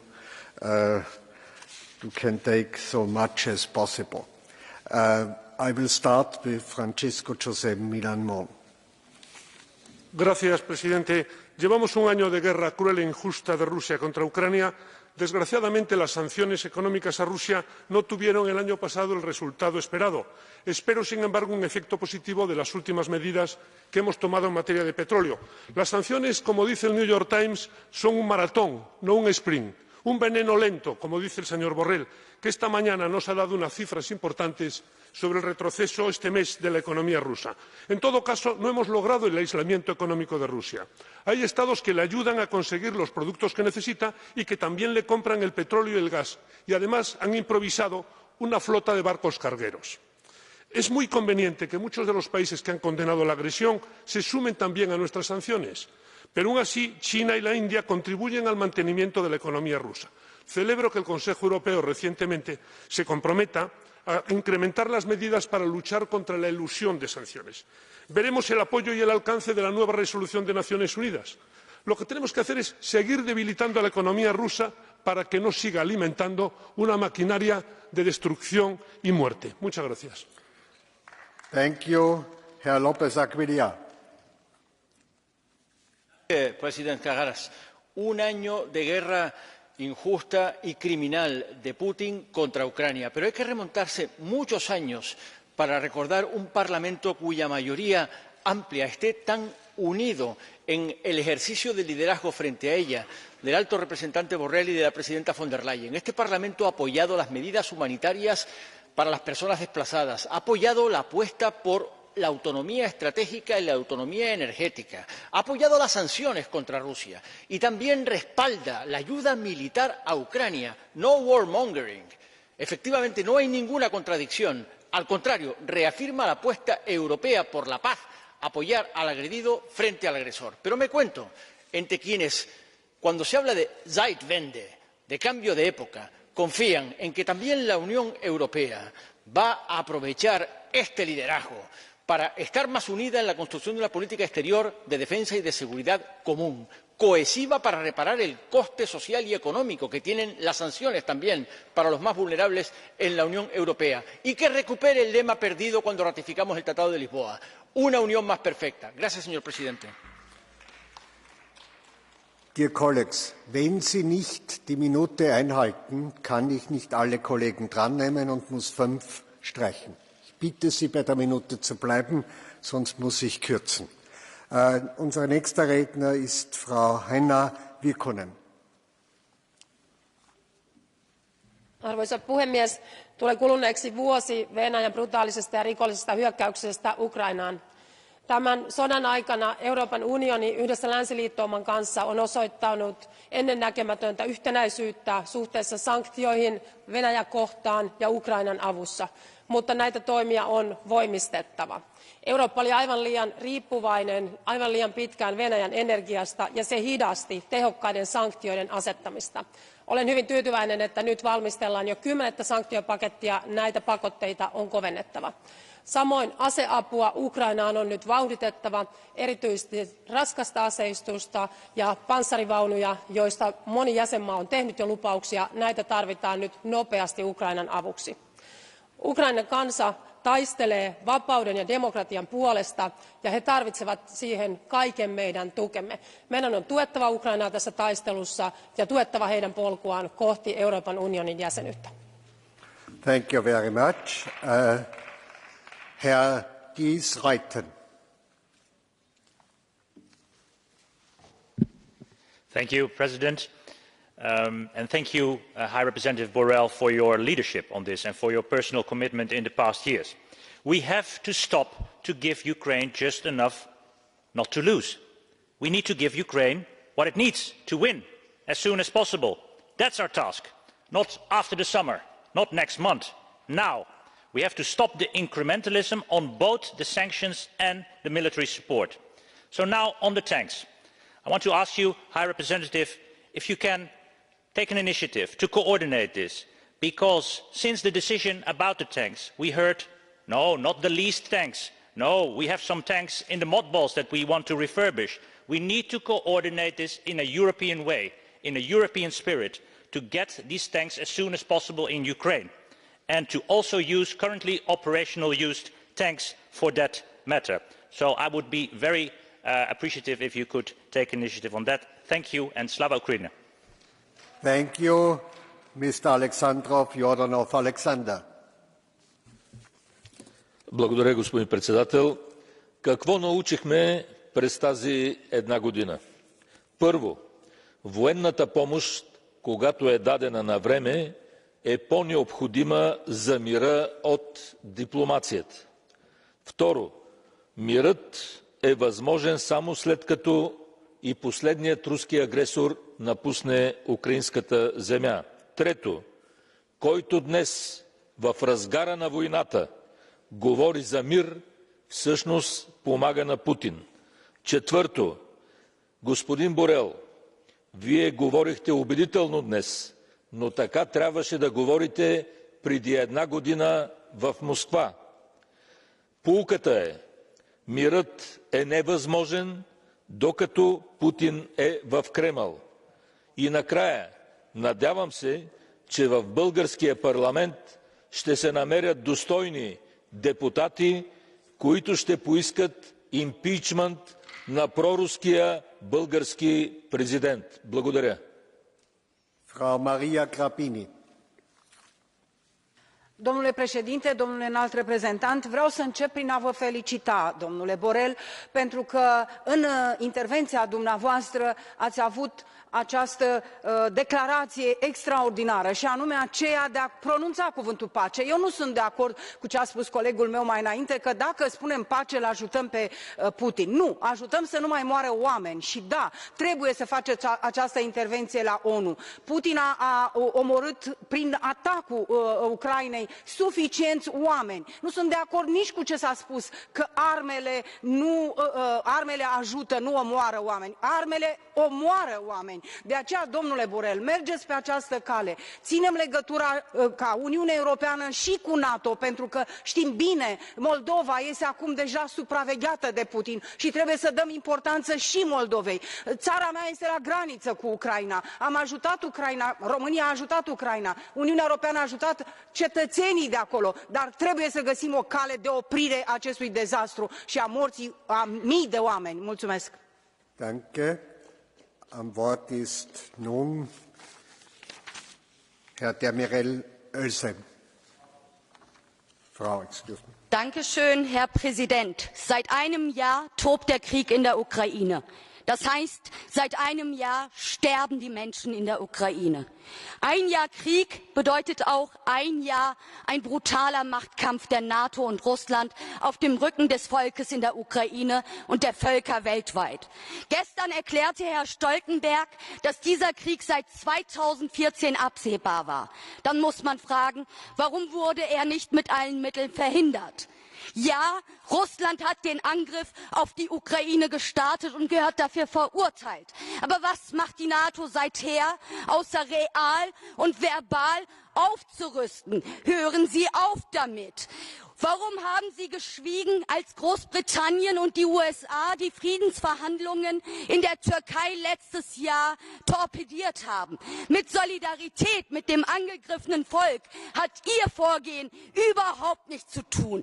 Seien Sie wirklich solidarisch mit den Menschen in der Ukraine und hören Sie auf, Ihre geopolitischen Interessen über das Leben der Menschen zu stellen. Danke, Herr Kollege Kostas Papadakis. Εδώ και ένα χρόνο, Ευρωπαϊκή Ένωση κυβερνήσεις εμφανίζουν τον υπεριαλιστικό πόλεμο στην Ουκρανία ως μονόπρακτο έργο. Όμως είναι το αποτέλεσμα μιας πολύχρονης πορείας κλιμάκωσης της σύγκρουσης ανάμεσα σε ΝΑΤΟ, Ηνωμένες Πολιτείες, Ευρωπαϊκή Ένωση και την καπιταλιστική Ρωσία στο έδαφος των μεταξύ τους σφοδρών μονοπωλιακών ανταγωνισμών. Θύματά τους ο ουκρανικός και ο ρώσικος λαός που για 7 δεκαετίες στη Σοβιετική Ένωση ζούσαν ειρηνικά. Ψευτοδήληματα περί δημοκρατικής Δύσης από τη μία και ολοκληρωτικής Ρωσίας από την άλλη. Και οι δύο πλευρές είναι καπιταλιστικές. Το Κομμουνιστικό Κόμμα της Ελλάδας έχει καταδικάσει τις ευρωατλαντικές επεμβάσεις και το πραξικόπημα στην Ουκρανία το 2014 και την απαράδεκτη εισβολή της Ρωσίας και αγωνίζεται ενάντια στην εντυνόμενη ελληνική εμπλοκή της κυβέρνησης της Νέας Δημοκρατίας με τη στήριξη της νατοικής αριστεράς του ΣΥΡΙΖΑ, τη μετατροπή της χώρας σε αμερικανο-νατοϊκό ορμητήριο και στόχο αντιπίνων. Οι λαοί να δυναμώσουν την αφοτελή τους πάλι για απεμπλοκή από τους ιμπεριαλιστικούς σχεδιασμούς για τα δικά τους συμφέροντα, τη δική τους εξουσία.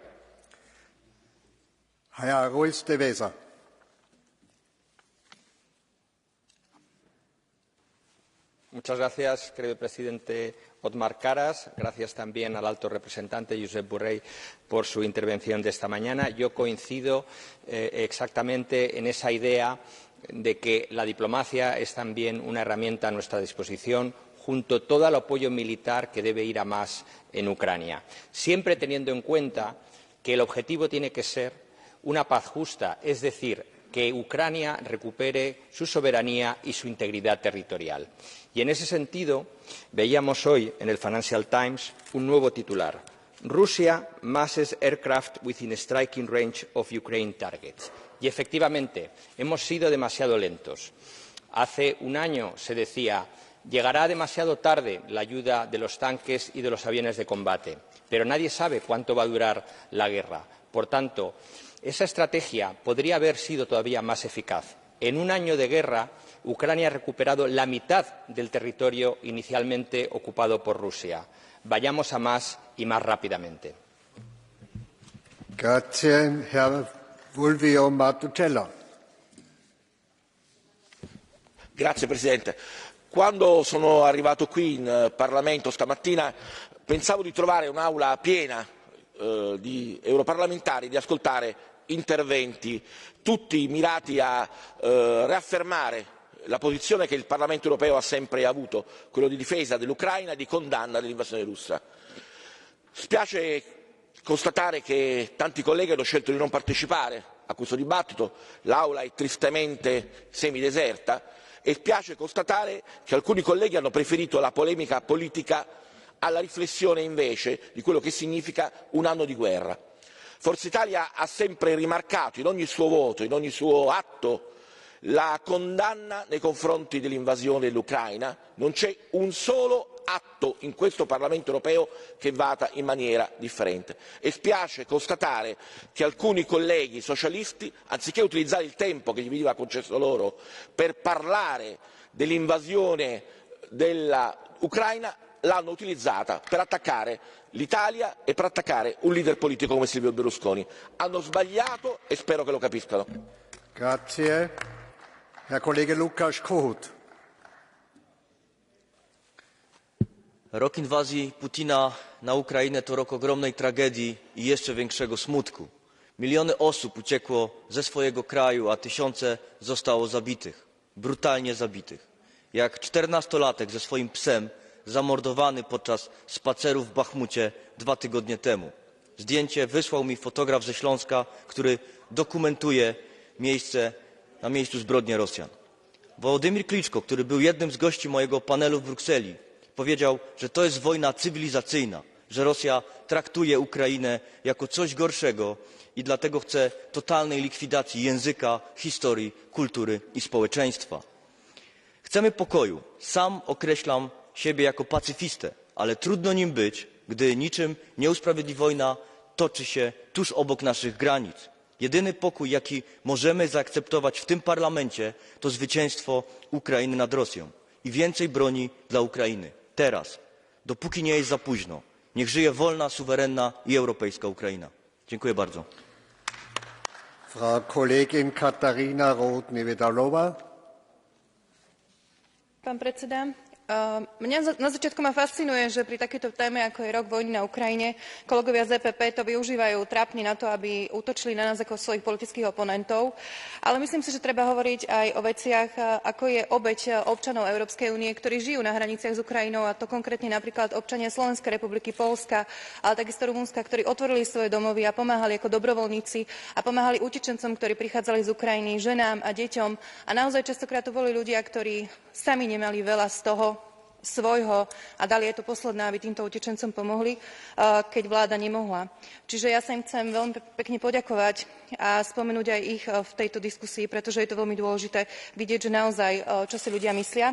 A myslím si, že títo ľudia nechcú hovoriť o zbraniach, chcú hovoriť o mieri. A preto si myslím, že aj my ako politici by sme mali hovoriť aj o tom, že mierový projekt, akým je Európska únia, by mal ponúknuť mier aj pri boji na Ukrajine a pomôcť ukončiť túto vojnu, pretože smrť a utrpenie tých žien a detí, ktorí umierajú každý deň na Ukrajine, je hrozná. Ďakujem vám pekne. Thank you. Wir schließen Catch the Eye mit Herrn Olekasch.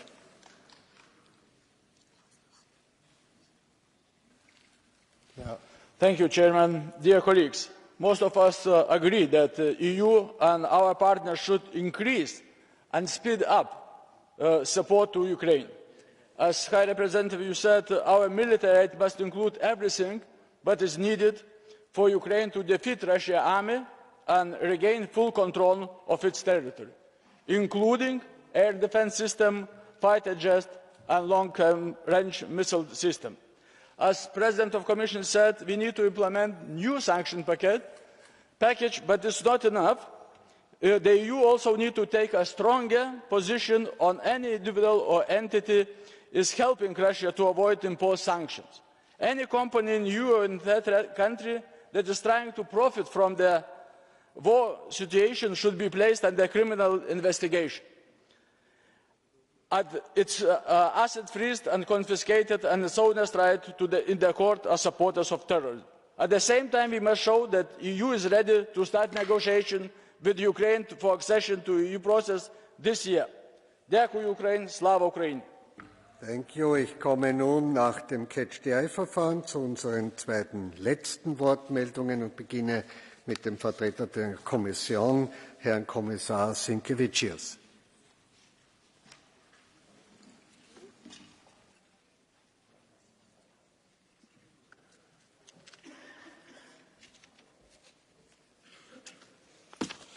Thank you, President, High Representative, honourable members.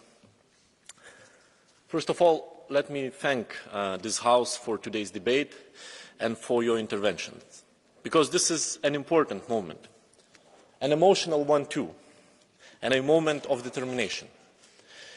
It was important to have this debate today. It gives us, European Commission, European Parliament and Council, an opportunity to strongly reconfirm our full support to Ukraine, to reiterate our unconditional solidarity, and to do everything it takes, as long as it takes, to undermine Russia's war machine. Each of us, literally everyone, remembers where were we when we heard the horrible news 1 year ago. I remember very well. I never imagined a moment in my life that I will wake up my wife and say the war is started. The first thing we did, we called our parents, but by that time they were already somewhere deep in shelter. I will never forget those hours waiting for their reply. Unfortunately, those hours, they will stick deep in me for many, many years. The 24th of February 2022 changed this world. It changed each and every of us. And we would probably not have imagined that we would stand here today having this debate.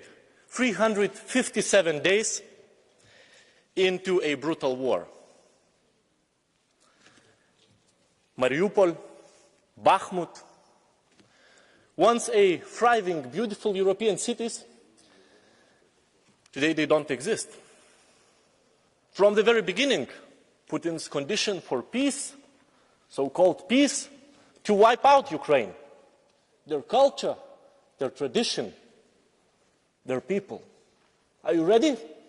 to look Ukrainian children in the eye and say, rape, loot is their future? Because that would mean that's the future of our children too.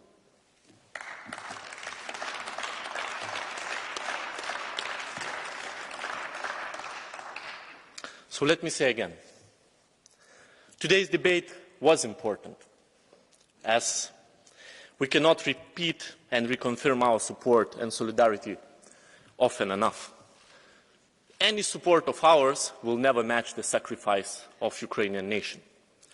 President von der Leyen has made it very clear that we will continue as long as it takes to keep Ukrainians' dream of freedom alive, to praise the legendary bravery of the Ukrainian people, to bring Ukraine closer to victory and closer to the European Union, where they truly belong.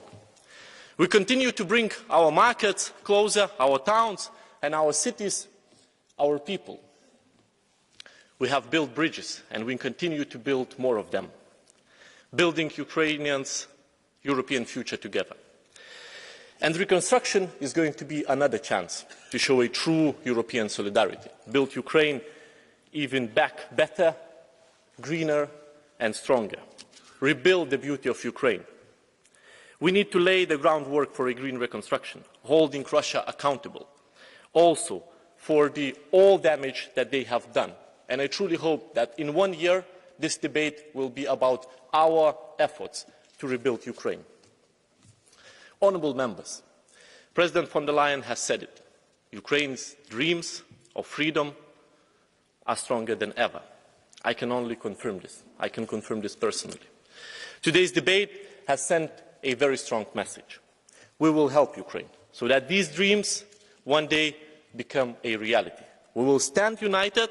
We will not only not allow Putin to divide us, his attempts to divide us have failed, and we will make sure they will never succeed. Because today has shown again that we are united in our firm belief that Ukraine's future will be a European one. We owe this unity to Ukraine, to their children, and to our children too. Thank you. Slava Ukraini! Danke vielmals. Ich darf nun den Vizepräsidenten der Kommission und Hohen Beauftragten, Herrn Josep Borrell Fontelles, bitten.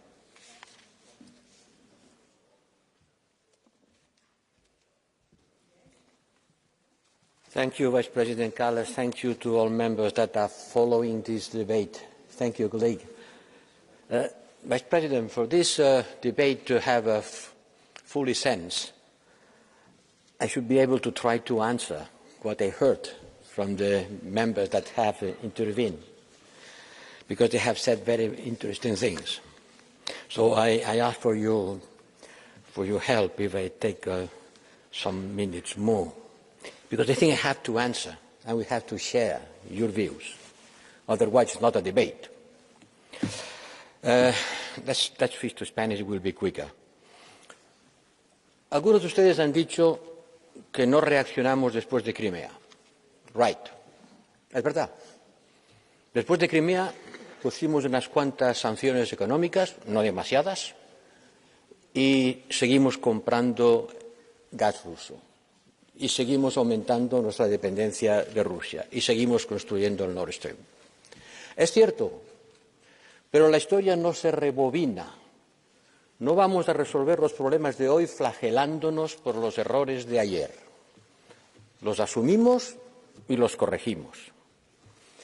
Segundo, otra observación que he oído. Zelensky tiene una lista de compras. Viene aquí pidiendo tanques, aviones, municiones. Sí, claro. ¿Y qué harían ustedes si estuvieran en su lugar? Vendrían a cualquier parte a pedir ayuda y la ayuda consiste en eso. Las armas matan. Sí, weapons kill. Yes, they are doing for that. Y sabemos que nuestra ayuda militar también, desgraciadamente, causa bajas. El problema con Zelensky es que a Zelensky le sobran aplausos y le faltan municiones.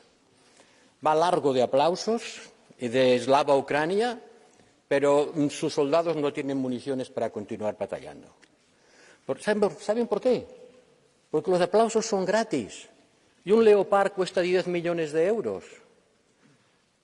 ¿Por qué no nos miramos a los ojos y decimos que sí, que muy bien, pero que hay que hacer más y comprometerse más?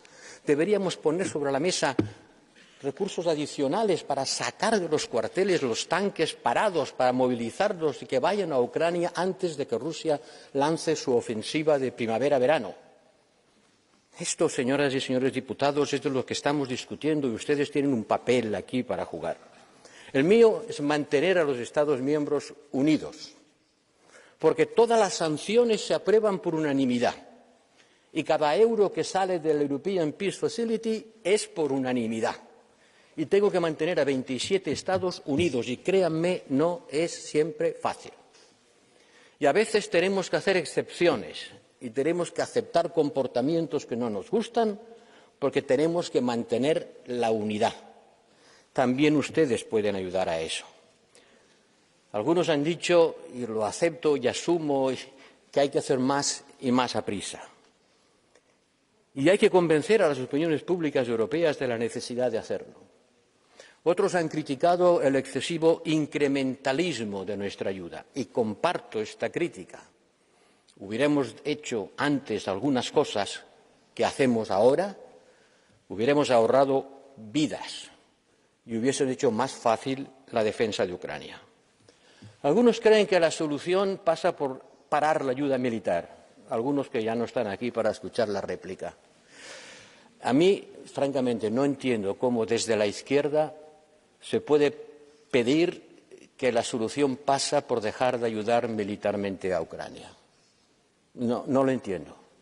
No entiendo el filoputinismo o la extrema ingenuidad de los que piensan desde la izquierda, y tengo amigos que lo piensan, y algunos de ellos me producen un gran respeto intelectual, pero ¿de verdad creen que si dejáramos a Ucrania sin las municiones que necesitan cada día o cada hora para seguir defendiéndose, eso llevaría a Putin a una mesa de negociación o le llevaría a aumentar su ofensiva militar? Pongan los pies en el suelo, por favor. Pongan los pies en el suelo. A mí me duele tanto como a ustedes cualquier muerto que cualquier arma causa. Pero saben, si queremos que la guerra dure menos, la solución no es ayudar menos a Ucrania. La solución es ayudarla más y más a prisa. La guerra dura porque está en un empate. Y este empate tiene que deshacerse. Y las sanciones tienen que ayudar a eso. Ha habido mucha crítica a los efectos de las sanciones. Insisto, si alguien pensó que las sanciones económicas iban de la noche a la mañana a hacer que Putin no pudiera seguir financiando la guerra, vivían también en otro mundo. La sanción tiene un efecto lento pero seguro, y las cifras cantan. Sí, señorías, las cifras cantan. El año pasado fue un año extraordinariamente bueno para la hacienda rusa porque los precios de la energía se dispararon y nosotros todavía dependíamos de ella. Pero este año las cifras dicen que sus ingresos están cayendo, que su déficit aumenta y su déficit comercial también, y la dependencia tecnológica de Europa empieza a surtir sus efectos. Luego hay que seguir por este camino. Otros han planteado que, a fin de cuentas, solo la OTAN cuenta a la hora de defender Europa. Y eso plantea de nuevo el debate sobre la responsabilidad estratégica de Europa. Sí, la OTAN juega un papel fundamental en la defensa territorial de Europa, sí. Pero eso no nos exime de nuestra responsabilidad, que pasa por tener capacidades militares que no tenemos, porque nos habíamos acostumbrado al sueño de la paz, y habíamos dejado de tener nuestros almacenes llenos para por si acaso la guerra viniera. Y la guerra ha venido. Y hay que hacerle frente. Y también ustedes han hablado, la presidenta ha hablado de Irán y ha hecho muy bien de recordar el papel de este país en el apoyo militar a Rusia. Pero también tenemos que tener en cuenta cómo piensa el resto del mundo. Y lo veremos la semana que viene en las Naciones Unidas. Porque no todo el mundo piensa como nosotros, ni valora igual las causas o las consecuencias de esta guerra. Yo tengo la suerte de poder entrevistarme con líderes de África, de América Latina, del sudeste asiático, y muchos se han creído la propaganda rusa, la desinformación de que los precios de la energía y de los alimentos son consecuencia de nuestras sanciones. Y hay que hacer una gran tarea pedagógica para explicar que no es así, que cómo se puede decir que el precio del alimento sube cuando el que lo dice está bloqueando con sus barcos de guerra la salida de 20 millones de toneladas de trigo de Ucrania. Esa batalla contra la desinformación también hay que hacerla, porque nos guste o no, hay todavía en África un sentimiento anticolonial y en América Latina un sentimiento antiimperialista que hace que muchos de sus líderes y de sus habitantes miren a esta guerra con unos ojos distintos de los nuestros. La verdad es poliédrica y tenemos no que imponer nuestra verdad, sino convencer con argumentos y con razones. Yo he procurado traerles cifras a este debate, porque creo que eso es la base del argumento sobre el cual tenemos que basar nuestras políticas. Yo nunca he visto en ningún país que tuviera en la idea de Europa una esperanza existencial tan grande como la que tiene Ucrania. Europa siempre ha sido, para los pueblos que han vivido en dictaduras faltos de libertad, como el mío, un faro en la noche que guiaba nuestra voluntad de futuro. Pero nunca he visto un país para el que fuera tan existencial la pertenencia a la Unión Europea, como lo es para Ucrania.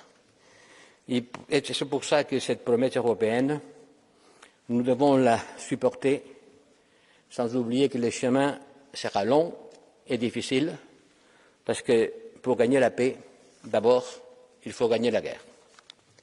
Mais quand je dis qu'il faut gagner la guerre, ça ne veut dire pas qu'on oublie le travail diplomatique pour trouver la paix.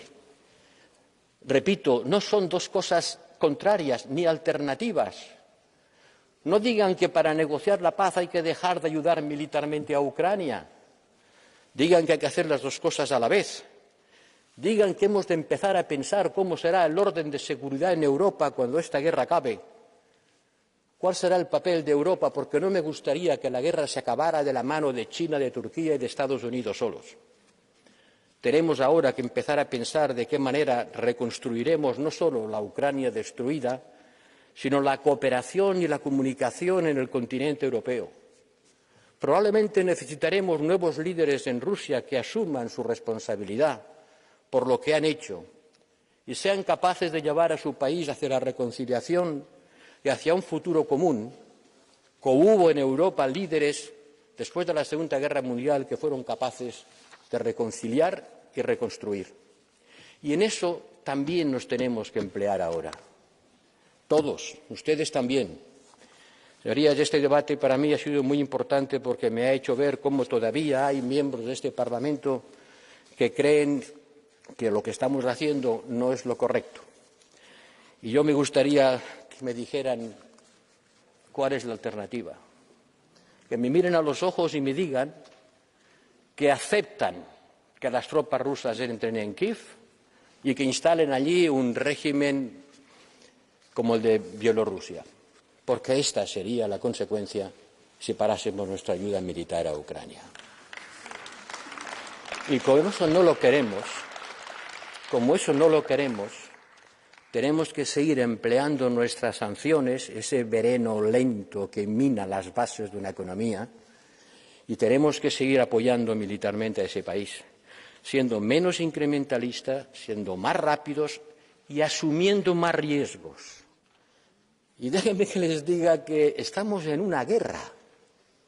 No la hacemos nosotros. Nuestros jóvenes no van a morir a Kiev. Pero es una guerra que nos afecta porque de su resultado depende nuestra seguridad. Y todavía no tenemos ese mindset, esa mentalidad de afrontar, como dice el presidente Macron, une économie de guerre. No, todavía no la tenemos. Y hemos de tenerla, si no en nuestra vida cotidiana, afortunadamente, sí al menos en el momento de tomar decisiones políticas, como las que tenemos que tomar y que este Parlamento espero que apoye. Muchas gracias. Grazie, grazie all'Alto rappresentante Borrell, naturalmente a tutte le intervenute e gli intervenuti nel dibattito. Comunico di aver ricevuto 6 proposte di risoluzione a conclusione della discussione. La discussione è chiusa e la votazione si svolgerà domani. Ora l'ordine del giorno reca le dichiarazioni del Consiglio e della Commissione sul piano industriale del Green Deal per l'era a zero emissioni nette. Iniziamo il nostro dibattito e ha facoltà di intervenire a nome del Consiglio la Ministra per gli Affari Europei Roswell. Prego.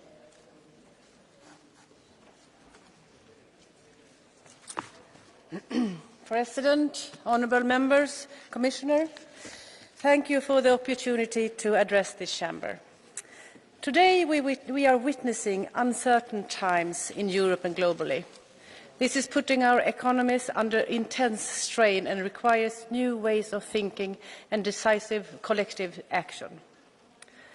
That is why today's debate about the Commission's communication on a Green Deal industrial plan is very timely.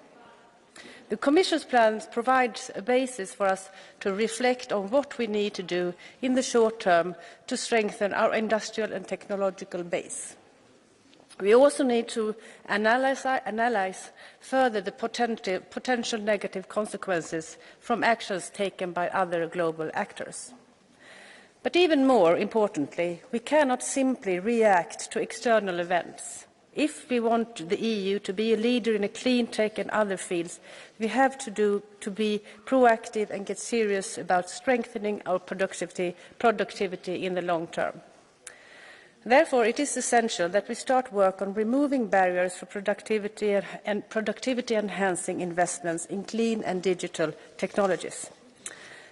Predictable and competitive conditions for our companies across the EU will help us to become the front-runner of the green and digital transition. With these purposes in mind, the Special European Council last week underlined the need to intensify the work along several strands actions.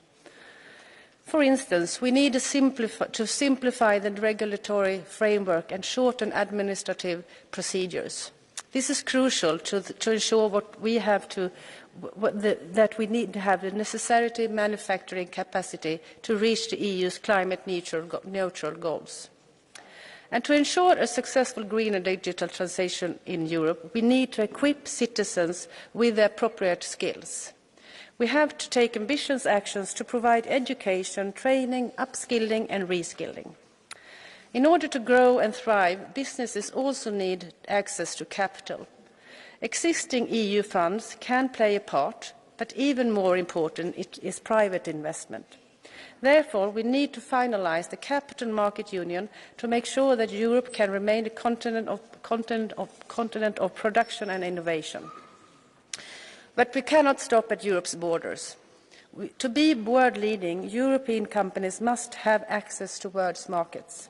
Thus, the European Council stressed the importance of supporting the WTO and a multilateral rule-based system for trade.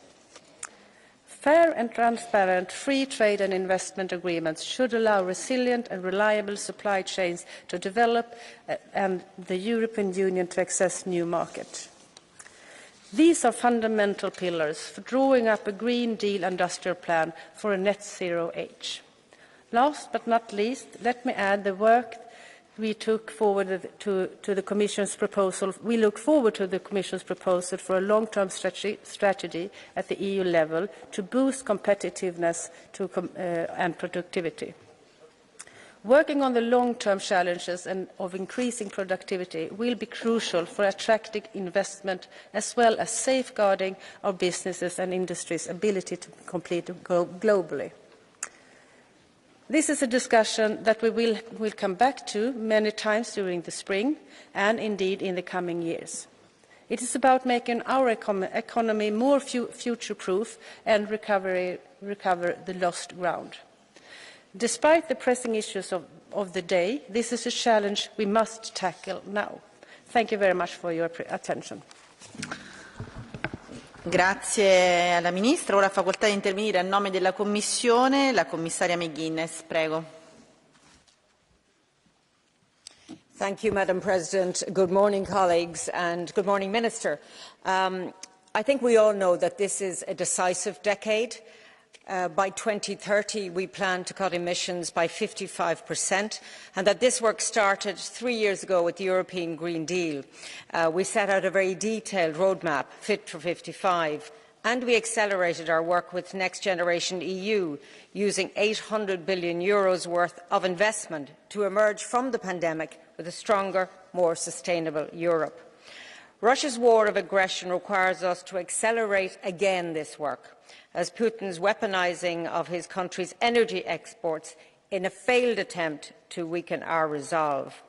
But this is a difficult time for European citizens, for families and businesses. Europe is being tested by war, by geopolitical tensions, by trade rivalries and climate change. We need to show that we can step up to these challenges, and we need to continue to show our resolve as we work towards 2030 and net zero by 2050. Half the emissions we need to cut by 2050 depend on technology not yet ready for market, or technology that does not yet exist. That is a challenge, but it is also an opportunity. The EU's net zero start-ups were worth over €100 billion in 2021, twice as much as they were worth the year before, and that will keep growing. Economic growth, competitiveness and innovation on the one hand, sustainability on the other. These objectives are not in conflict. But we need the right environment in Europe to make sure these goals support and build on each other. On February the 1st, the Commission presented a Green Deal industrial plan to make Europe the home of clean tech and innovation on the road to net zero. It is built on 4 pillars: the regulatory environment, financing, skills and trade. And I want to just briefly go through those 4 pillars. First, on the regulatory environment. This is about speed and access. We need to enable the clean tech industry to scale up and to scale up fast. We know that companies complain that permitting is too slow and there are too many barriers to bringing innovations to market. So one of our main measures will be a new Net Zero Industry Act. That will, for example, look at how to fast-track permitting for clean tech production sites. Second, financing, money. We need to speed up investment in clean tech production. We will adopt our state aid rules to speed up and simplify processes on a temporary basis for the decarbonisation of industries and for sectors we need to reach net zero. We will have easier calculations, simpler procedures and accelerated approvals. But we will also pay attention to the level playing field in the single market. Not all member states have the same capacity to use state aid. As we mark 30 years of that single market, we should recognise the value of our state aid rules for all member states, big and small. So our temporary rules will allow for time-limited, proportionate and targeted state aid where that's necessary to roll out renewable energy, decarbonise industry and support investment in strategic sectors for net zero. Public funding is important, but it will not by itself be sufficient. The bulk of the money to fund green techs and clean techs will not come from the public purse, but from private investors. The US has the Inflation Reduction Act, but it also has thriving capital markets that secure the country's competitiveness. Here in the European Union, we need the same. We need the Capital Markets Union, and we need to accelerate our work. And I want to thank colleagues in this House who are working hard on our proposals for CMU. Because it is about allowing businesses to access more sources of funding as they start out. It's about making sure that start-ups born in Europe can scale up in Europe. It's about giving investors more opportunities to invest in different projects and companies, including green tech and clean tech. The third part of the Green Deal industrial plan is skills. We cannot do any of this work without the necessary people. We need people to drive the clean tech revolution. We will need 800,000 skilled workers by 2025 in the battery industry, 1 million skilled workers by 2030 in the solar industry, twice as many as there are today. This is a chance to create well-paying, skilled jobs for the future. and this is the absolute priority in this European Year of Skills. Fourth and finally, we are focusing on trade because we want to deliver net zero at the global level. We need strong and resilient supply chains to access raw materials, to open up markets for our products. We need an ambitious trade agenda, making the most of the deals that we have and closing deals that we are negotiating. So in closing, President, honourable members, I know we face challenging times, but it is in times like this that the European Union does its best work. I look forward to your views on how we can turn this Green Deal industrial plan into a reality so that Europe reaches net zero by 2050 and leads the way as a net zero industrial powerhouse. Thank you. Grazie alla Commissaria. Ora passiamo agli interventi dei gruppi. Per il gruppo del Partito Popolare Europeo ha facoltà di intervenire l'onorevole Ehler. Prego. Ladies and gentlemen, in 2020 the Commission proudly announced a new industrial policy to implement the European Green Deal as a growth strategy. Yet it took a loud bang from the US to wake up the von der Leyen Commission. 3 years later, they finally woke up to the fact that simply placing Fit for 55 regulation is not enough. We need a business case for the European industry that the industrial transition will be a success. The EPP Group welcomes, therefore, the Green Deal industrial plan, but the EPP Group really wants to make sure that the von der Leyen Commission hears this final warning shot loud and clear. So far, the Commission approach has to be too prescriptive, too ideological, and too much focused on regulating the demand side of the European market. Technology neutrality was an afterthought rather than a leading principle. What we need is a serious effort to create a regulatory framework that gives our industry certainty and freedom to innovate and invest. This requires simple, fast, predictable decisions on state aid and permitting, for example, on domestic sourcing of raw materials.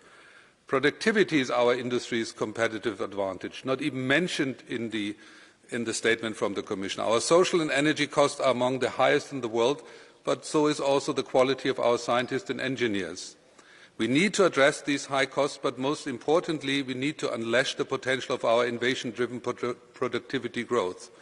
To ensure our competitiveness on the global market, we also need an ambitious free trade agenda. And yes, we want to ratify the pending trade agreements. If the von der Leyen Commission if the von der Leyen Commission realises what needs to happen, the European economy can thrive and provide quality jobs for our citizens also in the future. And only if our economy thrives, the European Green Deal can be a success. Thank you very much. Grazie. Facoltà ora di intervenire per il gruppo dell'Alleanza Progressista dei Socialisti e Democratici l'onorevole García Pérez. Prego. Gracias, presidenta. Queridos colegas, la carrera de subsidios ha comenzado. Estados Unidos, China, Japón o India están en la misma competición. Es positivo que países aliados como Estados Unidos apuesten por la transición hacia un mundo sin emisiones. Pero la Unión Europea no puede permitir caminos desleales y que vulneren las normas de la Organización Mundial del Comercio. Ha llegado la hora de reaccionar. Nos hemos quedado atrás en sectores como la fabricación de microchips o el mundo digital. Ni una sola de las grandes redes sociales o de los gigantes digitales es europea. El plan industrial del Pacto Verde presentado por la Comisión Europea no puede ser una oportunidad perdida. Su actual planteamiento ignora los derechos de la clase trabajadora y su financiación está en un limbo. Debemos aprovechar el momento decisivo de la revolución verde y digital para modernizar nuestra economía. Lo más urgente es una reforma del mercado eléctrico porque su actual diseño es la principal desventaja de la industria europea. También necesitamos una revisión del modelo de ayudas públicas a las empresas que nos permita un despliegue acelerado de los proyectos estratégicos en el marco de los planes nacionales de recuperación y en sectores que garanticen una mayor autonomía estratégica, tecnológica y energética, como las energías limpias, los semiconductores y los vehículos eléctricos. Pero la revisión de las ayudas de Estado no solo requiere una modificación de los umbrales, sino un instrumento que equilibre las diferencias de tamaño y margen fiscal de los Estados miembros. Bajo ningún concepto podemos permitir que la carrera global de subsidios se convierta en una carrera interna entre los Estados miembros que fragmente nuestro mercado único. Otro paso debe ser la adopción de la financiación verde para movilizar la inversión pública y privada necesaria. El apoyo a los presupuestos nacionales puede prestarse con reglas fiscales adecuadas en un renovado pacto de estabilidad y crecimiento a través de la movilización de un instrumento financiero inspirado en el programa SURE. El Plan Industrial Verde solo será una realidad si se protege el corazón que bombea la industria europea desde hace 2 siglos, la clase trabajadora. Sin trabajadores y trabajadoras no hay industria. Cualquier empresa que reciba ayuda pública debe impulsar los derechos laborales, salarios decentes, condiciones de trabajo dignas, negociación colectiva y derecho sindical. Señorías, el objetivo prioritario del Plan Industrial Verde debe ser competir de manera eficaz con Estados Unidos y China, no entre Estados miembros dentro del mercado único. Y no hay mejor manera de conmemorar el 30 aniversario del mercado único que contribuir al nacimiento de una industria europea competitiva, sostenible, digital y que respete la dignidad de la clase trabajadora que merece. Muchas gracias. Grazie. Per il gruppo Renew Europe, l'onorevole Séjourné. Prego.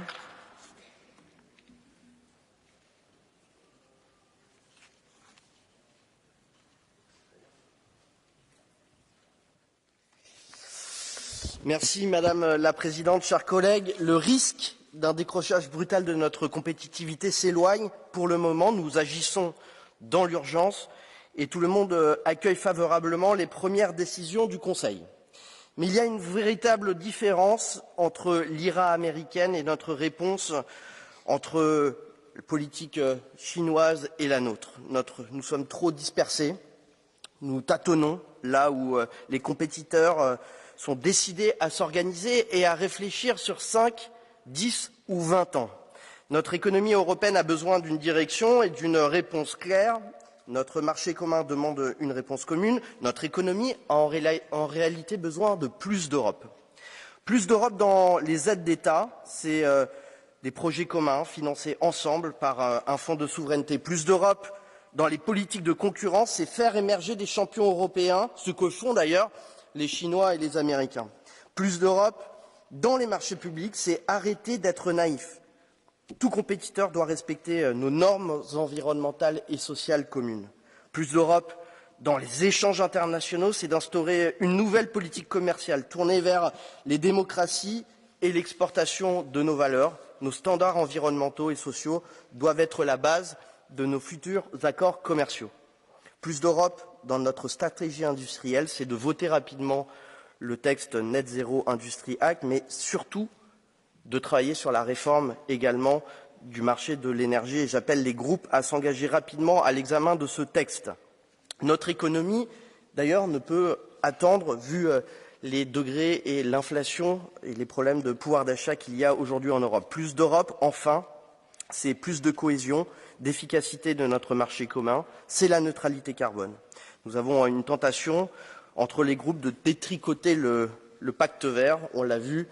Je trouve ça absurde et à l'heure où les États-Unis se sont convertis à notre vision sur la transition énergétique, il faut d'ailleurs mettre tous les moyens. Alors j'entends que le groupe du PPE ne votera pas cette résolution du Parlement européen. Je trouve ça peut-être par calcul politique interne, peut-être pour mettre en difficulté la présidente de la Commission sur des échéances au PPE qui sont internes, peut-être par cynisme. Mais je veux croire qu'au sein des délégations du PPE, il y a un peu de responsabilité. Responsabilité pour nos industries, responsabilité pour notre transition énergétique, responsabilité pour nos emplois de demain. Et j'espère qu'il y aura, chers collègues du PPE, des délégations responsables. En tout cas, mon groupe appellera à voter la résolution du Parlement européen pour un nouveau modèle, pour des mesures d'urgence.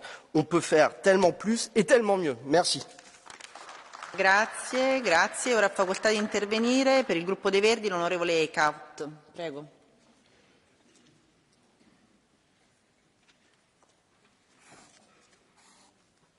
Thank you, Madam Chair. Thank you, Commissioner, and also thank you to the Commission for their Green Deal industrial plan that they have launched. And it brings, of course, right the discussion where it should be. It is about Europeans' competitiveness. But some people in this room are defining competitiveness purely as productivity that needs to go down, productivity costs that need to go down. This is a race to the bottom. This is a race to the bottom, undermining our workforce and the quality of our life. That's also what you're undermining. You are undermining that European way of life. And this is also why we should be more proud of Europe. The World Competitiveness Ranking has on number 1 Denmark. So apparently something is going right in Europe. And when you read the reasoning, it's because Denmark has been very at the forefront of a sustainability policy, a predictable policy that is showing the way for our industry where we should be going. And that's exactly what we need in Europe. We are not having a problem with bureaucracy. We are having a problem with a divided, fragmented Europe, and a Europe that is not clear and predictable, and that needs to be fixed. And this is also why the Green Deal Industrial Plan is a good start, but we need more from the Commission to make sure where our industry can go to. Not only with public funding, there we need public funding, but we also need more clarity on private funding. I just mentioned a green finance agenda that seems to be lost. But on the last point, people, we need a European vision on where we want to go, because 27 fragmented national visions on our industry, that's killing our industry. We need a European answer, and we need that together also in a European Parliament that is united on that vision. Thank you very much. Grazie. Ha facoltà ora di intervenire per il gruppo Identità e Democrazia l'onorevole Zanni. Prego. Grazie Presidente. Io credo che il piano industriale verde della Commissione, che la Commissione europea ha presentato, abbia 2 difetti. Il primo nei presupposti e il secondo nella direzione, a mio avviso sbagliata, che prende questa iniziativa. E vado a spiegarne i motivi. Il primo motivo riguarda l'inseguire gli Stati Uniti. E già partiamo sconfitti se questo è il presupposto. L'Unione Europea non è gli Stati Uniti d'America, non abbiamo gli stessi strumenti, non abbiamo la stessa struttura, e partire cercando di imitare quello che fanno dall'altra parte dell'Atlantico vuol dire partire già sconfitti. Il secondo punto riguarda una deriva che io credo pericolosa da parte della Commissione europea, cioè mi sembra che stiamo tornando indietro a esperienze di pianificazione economica e industriale che abbiamo già visto in passato in altri sistemi e non hanno funzionato evidentemente. Io guardo con preoccupazione al fatto che oggi la Commissione europea presenti piani e iniziative di politica industriale che dicano alle imprese cosa fare, quando farlo, in che tempistiche farlo e come farlo. Secondo me questo non è efficiente in un libero mercato come quello dell'Unione Europea. E terzo punto, ancora più importante a mio avviso, che è il vero nocciolo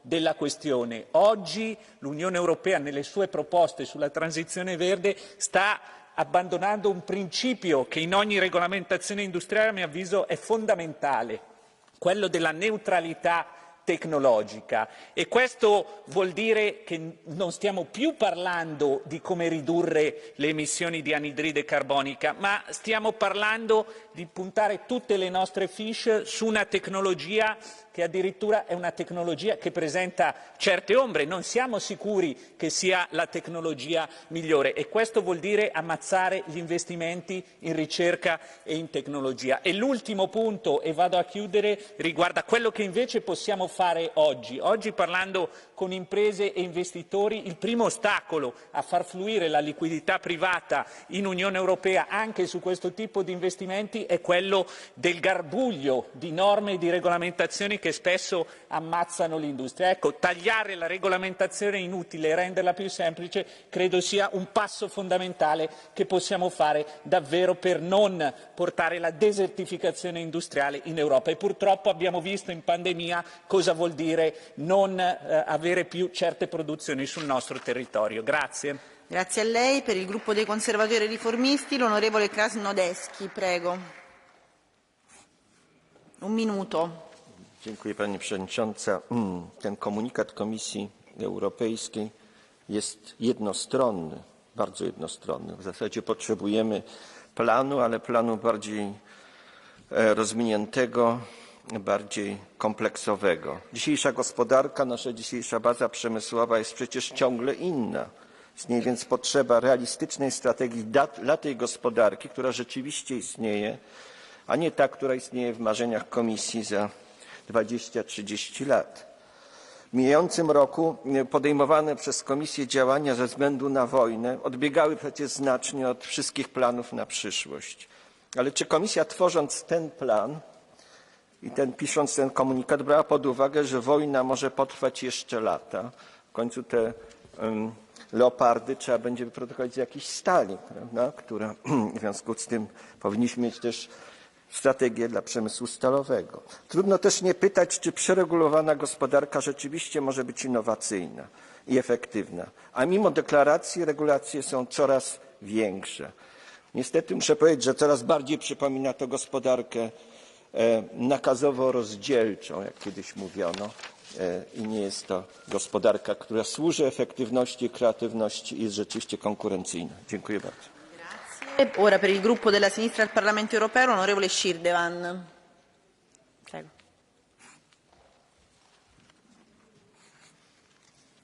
Ja, vielen Dank, Frau Präsidentin. Der Inflation Reduction Act ist ein Albtraum für alle europäischen Transatlantiker. Joe Biden setzt auf Protektionismus und America First, und sein IRA ist ein Angriff auf die industrielle Basis in der EU und damit die wirtschaftliche Zukunftsfähigkeit, weil er aktiv darauf setzt, industrielle Produktion über aggressives Steuerdumping aus Europa in die USA zu locken. Und alles, was den Konservativen, wie gerade in der Debatte gehört, dazu einfällt, ist mehr Freihandel zu fordern, was in diesem Zusammenhang, pardon my French, wirklich großer Bullshit ist. Stattdessen braucht es jetzt ein radikales Umdenken in der europäischen Industriepolitik. Die überkommene Investitionsbremse, also die alten Schulden- und Defizitregeln, muss endlich weg. Wir brauchen eine Reform des Beihilferechts und des Wettbewerbsrechts. Zukunftsinvestitionen und der öffentlichen Daseinsvorsorge darf nicht wieder die Luft zum Atmen abgeschnürt werden. Unsere Leute brauchen öffentliche Investitionen in gute Jobs, in eine Industrie, die zukunftsfähig und sauber ist. Unsere Leute wollen sauberen Strom und Wärme, wollen einen funktionierenden, nachhaltigen Verkehr, und unsere Leute haben ein Anrecht auf gute Bildung und Gesundheit. Kurz, wir brauchen eine Industriepolitik für die 99%. Die Kommission hat nahezu panisch auf den Angriff aus den USA reagiert, aber Frau Kommissarin, das, was Sie hier vorlegen, ist alles nicht bis zum Ende gedacht. Bidens IRA ist ein massives Investitionsprogramm, dessen Finanzierung auf der Besteuerung der Multis und dem Schließen von Steuerschlupflöchern für Unternehmen basiert. Umverteilung von oben nach unten, um in eine nachhaltige Zukunft zu investieren. Das ist der richtige Weg auch für die EU, und zugleich müssen die Fördergelder an soziale Bedingungen wie etwa eine angemessene Entlohnung, die Anzahl von Ausbildungsplätzen, die Förderung gewerkschaftlicher Organisationen geknüpft sein. Der Schutz unserer ArbeiterInnen und Klimaschutz sind kein Widerspruch, sie gehen Hand in Hand. Vielen Dank. Grazie. Prima di passare la parola all'onorevole Beghin, volevo comunicare che per problemi di tempo non saranno accettate le blue card. Prego, onorevole Beghin. Grazie signora Presidente, signora Commissaria. Il Movimento 5 Stelle condivide gli obiettivi del piano industriale del Green Deal, ma abbiamo perplessità circa il percorso individuato per raggiungerli. Insomma, condividiamo il fine, ma non completamente il mezzo. L'IRA statunitense mette in campo sussidi, sconti fiscali pari a 370 miliardi di dollari, e quello che ci preoccupa maggiormente è l'esclusione delle aziende europee da questi aiuti. Si tratta di una vera e propria concorrenza sleale che denunciamo da settimane. Siamo amici, siamo alleati degli Stati Uniti, ma proprio perché amici ed alleati dobbiamo pretendere rispetto. E la politica del fai da te, con una maggiore flessibilità sugli aiuti di Stato, non basta, perché creerebbe distorsioni e danneggerebbe il mercato unico europeo. Condividiamo invece la proposta di un fondo per la sovranità europea, ma bisogna finanziarlo con l'emissione di debito comune. Il bilancio europeo è saturo e non si possono chiedere nuovi contributi agli Stati membri. Difendere la nostra competitività non è una spesa, ma è un investimento necessario per la sopravvivenza stessa dell'Unione Europea. Grazie. Facoltà di intervenire per un minuto, vi prego per favore di rispettare i tempi perché siamo in ritardissimo. L'onorevole del Castillo Vera, prego. President, Commissioner, we are talking about to boost industrial competitiveness. This means, first, we have to foster green and digital transition, but at the same time, increase our competitiveness on the global market. We cannot only focus on building windmills. We are leaders in the chemical sector and account with a competitive manufacturing industry. All important sectors of the competitiveness must be included in an industrial strategy. Second, we have to ensure fast permitting procedures and predictability to set up new projects while reducing the administrative burden to a minimum. Third, we need affordable prices for energy. The reform of the electricity market will be instrumental, but equally important will be to kick-start the clean hydrogen market to include low-carbon hydrogen as a transition energy. Lastly, we need to avoid fragmentation in the single market, and any European fund must be integrated in the MFF after a clear assessment of the costs and investment gaps. Thank you very much. Grazie. Ora ha facoltà di intervenire l'onorevole Agius Saliba, prego. Grazzi, Sinjura President. Huwa importanti ħafna li naċċeleraw it-tranzizzjoni il-ħadra tal-ekonomiji tagħna filwaqt li nassiguraw illi nżommu fl-Ewropa impjiegi ta' kwalità.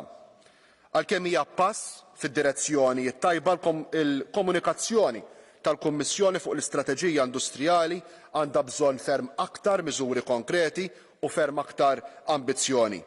Jekk din hija risposta tagħna għall-att Amerikan dwar it-tnaqqis tal-inflazzjoni, ngħid illi qegħdin nippruvaw insolvu l-problema biss billi nwaddbu aktar flus fuq il-problema u billi nipproponu biss illi naqsu l-pis tal-leġiżlazzjoni Ewropea. Dan mhux ser jagħtina soluzzjonijiet għall-isfidi li għandna qudiemna. Ir-rilassament tar-regoli tal-state aid mingħajr monitoraġġ, mingħajr evalwazzjoni, mingħajr kundizzjonijiet mhux ser jaħdem u ser joħloq aktar diverġenzi u inugwaljanzi bejn il-kbir u żgħir, bejn ir-reġjuni u l-istati membri għolja u dawk l-aktar fqar.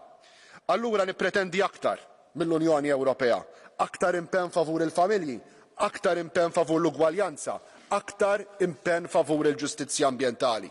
Xogħol ta' kwalità, kundizzjonijiet ta' xogħol diċenti, pagi tajba, involviment ta' trade unions, rispett lejn il-ftehim kollettiv, inqas sensi u inqas deterjorament tal-kundizzjonijiet tal-ħaddiema għandhom ikunu ċentrali fl-istrateġija industrijali tagħna. Grazzi ħafna. Grazie. Facoltà ora di intervenire l'onorevole Di Labajova. Prego. Grazie, Presidente. Vážená paní komisařko, jsem hrdá na evropské podniky, velké i malé. Jsem hrdá na to, jaké hodnoty v Evropě vytvářejí a co pro náš kontinent dělají. A jsem hrdá na evropský společný trh. Evropa jej krůček po krůčku, cihlu po cihle staví již 30 let a je to jeden z největších přínosů evropské integrace. Musíme ho chránit jako oko v hlavě. Svět kolem nás se mění a my potřebujeme rychlou, komplexní odpověď, kde musí ladit každý detail. Naše podniky potřebují okamžitý přístup k financím, rychlé schvalovací procesy, dovednosti, inovace, globální obchodní příležitosti, skutečné investice a zjednodušení. Vše z toho teď máme na stole. Pojďme do toho, pomoc je žádaná, ale musí být cílená, přiměřená a dočasná. Vyvarujme se u toho kroku, které budou svádět k protekcionismu, rozdrolí pracně vytvářený vnitřní trh a přinesou jen další zátěž pro naše podniky, hlavně pro ty malé a střední. Společný trh musí zůstat fair, musí zaručit rovné podmínky pro všechny hráče a musí být stabilní a čitelný. Vždyť konec konců o to jde. Podnikatelé chtějí podnikat, tak je podpořme a neházejme jim klacky pod nohy. Děkuji. Grazie. Ora facoltà intervenire l'onorevole Cavazzini, prego.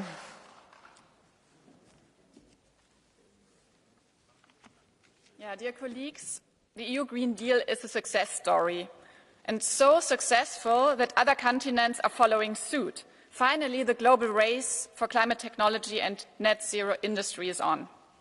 And one way to react to this race is to attempt to solve today's problems with outdated solutions from the past, like some in this House, who seriously want to pause the Green Deal and to massively deregulate. And this is like putting on the ballroom shoes of your grandfather when trying to do a 100-meter sprint. The contrary is true. We need to accelerate our green transition, to be at the forefront of this race. The future of the EU industry in our internal market is powered by renewables, is emission-free, is energy efficient. Clear rules for reducing, recycling and circular business models will not only protect our strategic autonomy, help mitigating the climate crisis, but also bring our companies to the forefront of this global competition. We must use subsidies strategically and focus on key green sectors like batteries, solar panels, wind turbines, heat pumps and electrolyzers. To protect the internal market, we also have to ensure European financing of net zero industries with fresh money. And one of the biggest untapped instruments is public procurement, 14% of our GDP. If we oblige procurement authorities to give preference to sustainable goods, we create a huge market for our green industries. The source of our long-term competitiveness lies in our ability to transform. Let's seize it. Thank you. Ora facoltà di intervenire l'onorevole Bardella.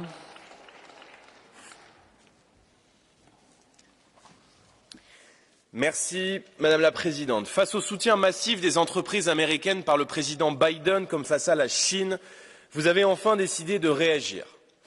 La mise en place d'un plan de soutien, le Green Deal industriel européen, est une prise de conscience, une incitation du bout des lèvres à la protection de notre économie que nous avons tant défendue de par le temps devant les chantres du village global. Malheureusement, 3 grands oublis affaiblissent vos ambitions, 3 grands oublis qui pourraient vous condamner à l'impuissance. Le premier, c'est l'absence de tout plan de soutien massif au nucléaire, alors qu'il est, nous le savons, l'un des moyens les plus efficaces pour parvenir à l'autonomie énergétique et à la décarbonation de notre économie. Le deuxième, c'est la réforme du marché européen de l'électricité. L'explosion des prix du gaz a des répercussions majeures sur nos entreprises. En l'absence de remise en cause profonde de ce mécanisme de fixation des prix, elles fermeront ou bien elles partiront aux États-Unis ou en Chine, là où les prix de l'énergie sont bon marché. Enfin, vous ne nous proposez aucune mesure de protection de nos marchés publics et aucun avantage donné à la production européenne. Vous continuez à vouloir être les meilleurs élèves du libre-échange au détriment des peuples, de nos filières et de nos intérêts. Grand plan nucléaire, réforme du marché européen de l'énergie, Buy European Act, voici les 3 grands actes efficaces d'une politique économique ambitieuse pour renouer avec la puissance, la prospérité et la souveraineté. Pour nos entreprises comme pour nos États, la crise de la mondialisation, la montée des périls géopolitiques et des rivalités économiques rendent nécessaire une autonomie stratégique de l'Europe, qui ne peut plus être ce marché ouvert à tous les vents de la mauvaise concurrence internationale déloyale ni à la prédation étrangère. Je vous remercie. Grazie. Ora facoltà di intervenire l'onorevole Bourgeois. Prego. Dank u wel, voorzitter. Collega's, het antwoord op de IRA mag niet protectionistisch zijn. Het antwoord op de IRA mag ook niet de interne markt ondergraven met versoepeling van de staatssteunregels ten koste van de werknemers en de bedrijven uit de kleine lidstaten. Het antwoord mag evenmin een soevereiniteitsfonds zijn met nieuwe schulden, met nieuwe belastingen. Het antwoord moet vooral slim zijn. Snellere vergunningen voor alle investeringen, minder verstikkende regels en meer structurele hervormingen. Een shift in de begroting richting meer onderzoek en ontwikkeling en innovatie, de voltooiing eindelijk van de interne markt. En deze maatregelen, mevrouw de commissaris, die kosten niets, maar zullen wel het doel bereiken: meer competitiviteit, meer welvaart. Grazie. Ora facoltà di intervenire l'onorevole Botenga. Prego. Merci, Madame la Présidente. Je pense que quand on parle d'industrie, il faut aller voir les travailleurs. Et les travailleurs, quand vous allez discuter avec eux, Madame la Commissaire, vous allez voir qu'ils vont vous dire que la danse du ventre devant les multinationales, ça ne marche pas. La danse du ventre, c'est-à-dire essayer de les séduire avec des aides d'État, des avantages fiscaux, tout ce que vous voulez. Parce que l'Europe, partout en Europe, en Belgique, en France, en Italie, il y a des entreprises qui ont reçu des aides d'État, qui ont quand même fermé ou licencié des travailleurs. Alors ça ne marche pas. Il faut rompre avec cette logique-là et aller vers une logique publique. Une logique publique où on donne des investissements publics à des entreprises publiques et on retire certains secteurs du marché. Parce qu'aujourd'hui, qu'est-ce qui est un obstacle massif pour l'industrie? C'est la différence des prix de l'énergie entre les États-Unis et l'Union européenne. Et alors, en prenant en main le secteur de l'énergie, on peut baisser les prix pour les industries et pour les citoyens et effectivement garantir ici publiquement une transition écologique, comme d'ailleurs l'a fait le Danemark grâce à une entreprise publique, Ørsted. Je vous remercie. Facoltà di intervenire l'onorevole Gyurk, prego.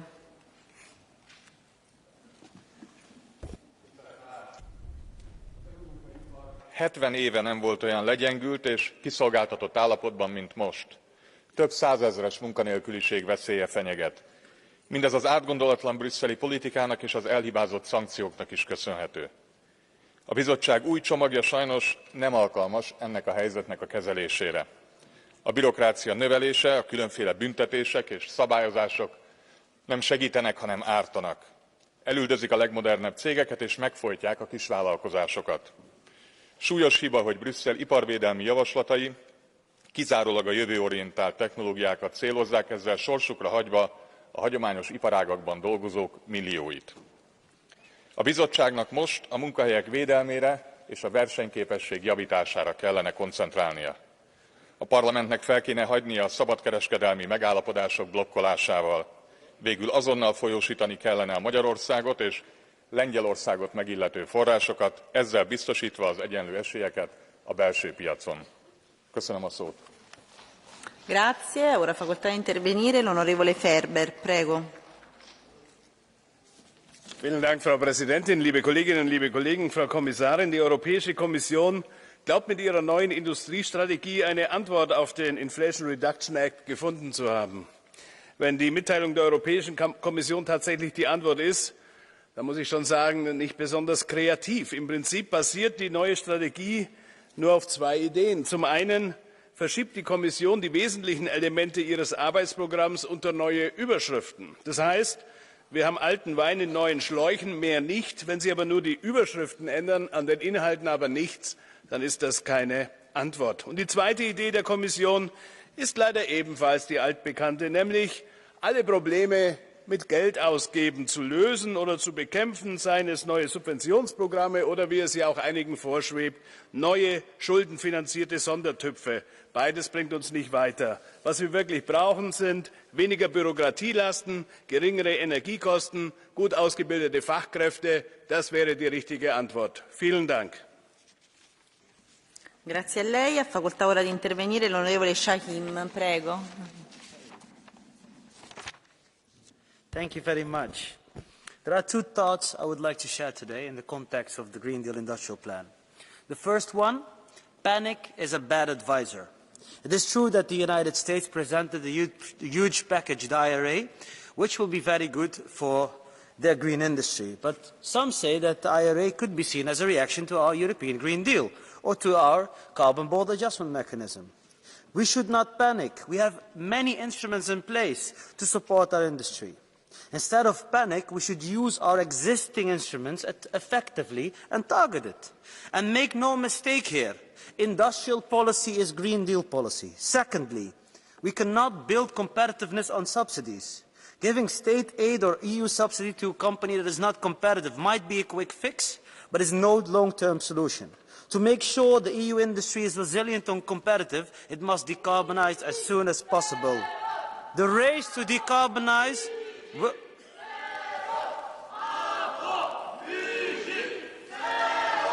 Sorry.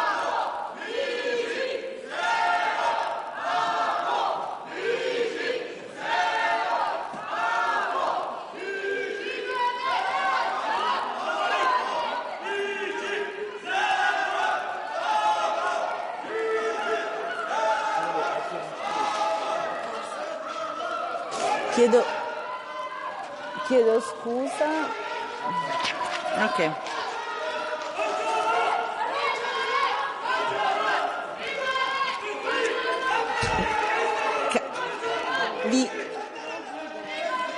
Io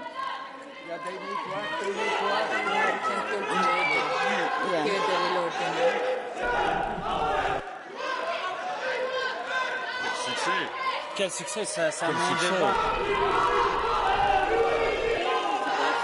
chiediamo aiuto per poter continuare i lavori dell'Aula. Yes, but can you please come with some security quickly because the ushers are over.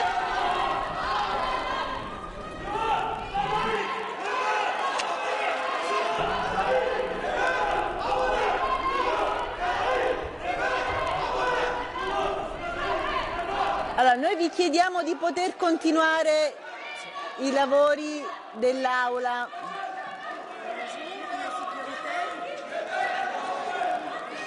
Ok, sospendiamo per qualche minuto l'Aula. L'Aula è sospesa per qualche minuto in attesa di poter ristabilire le condizioni per intervenire.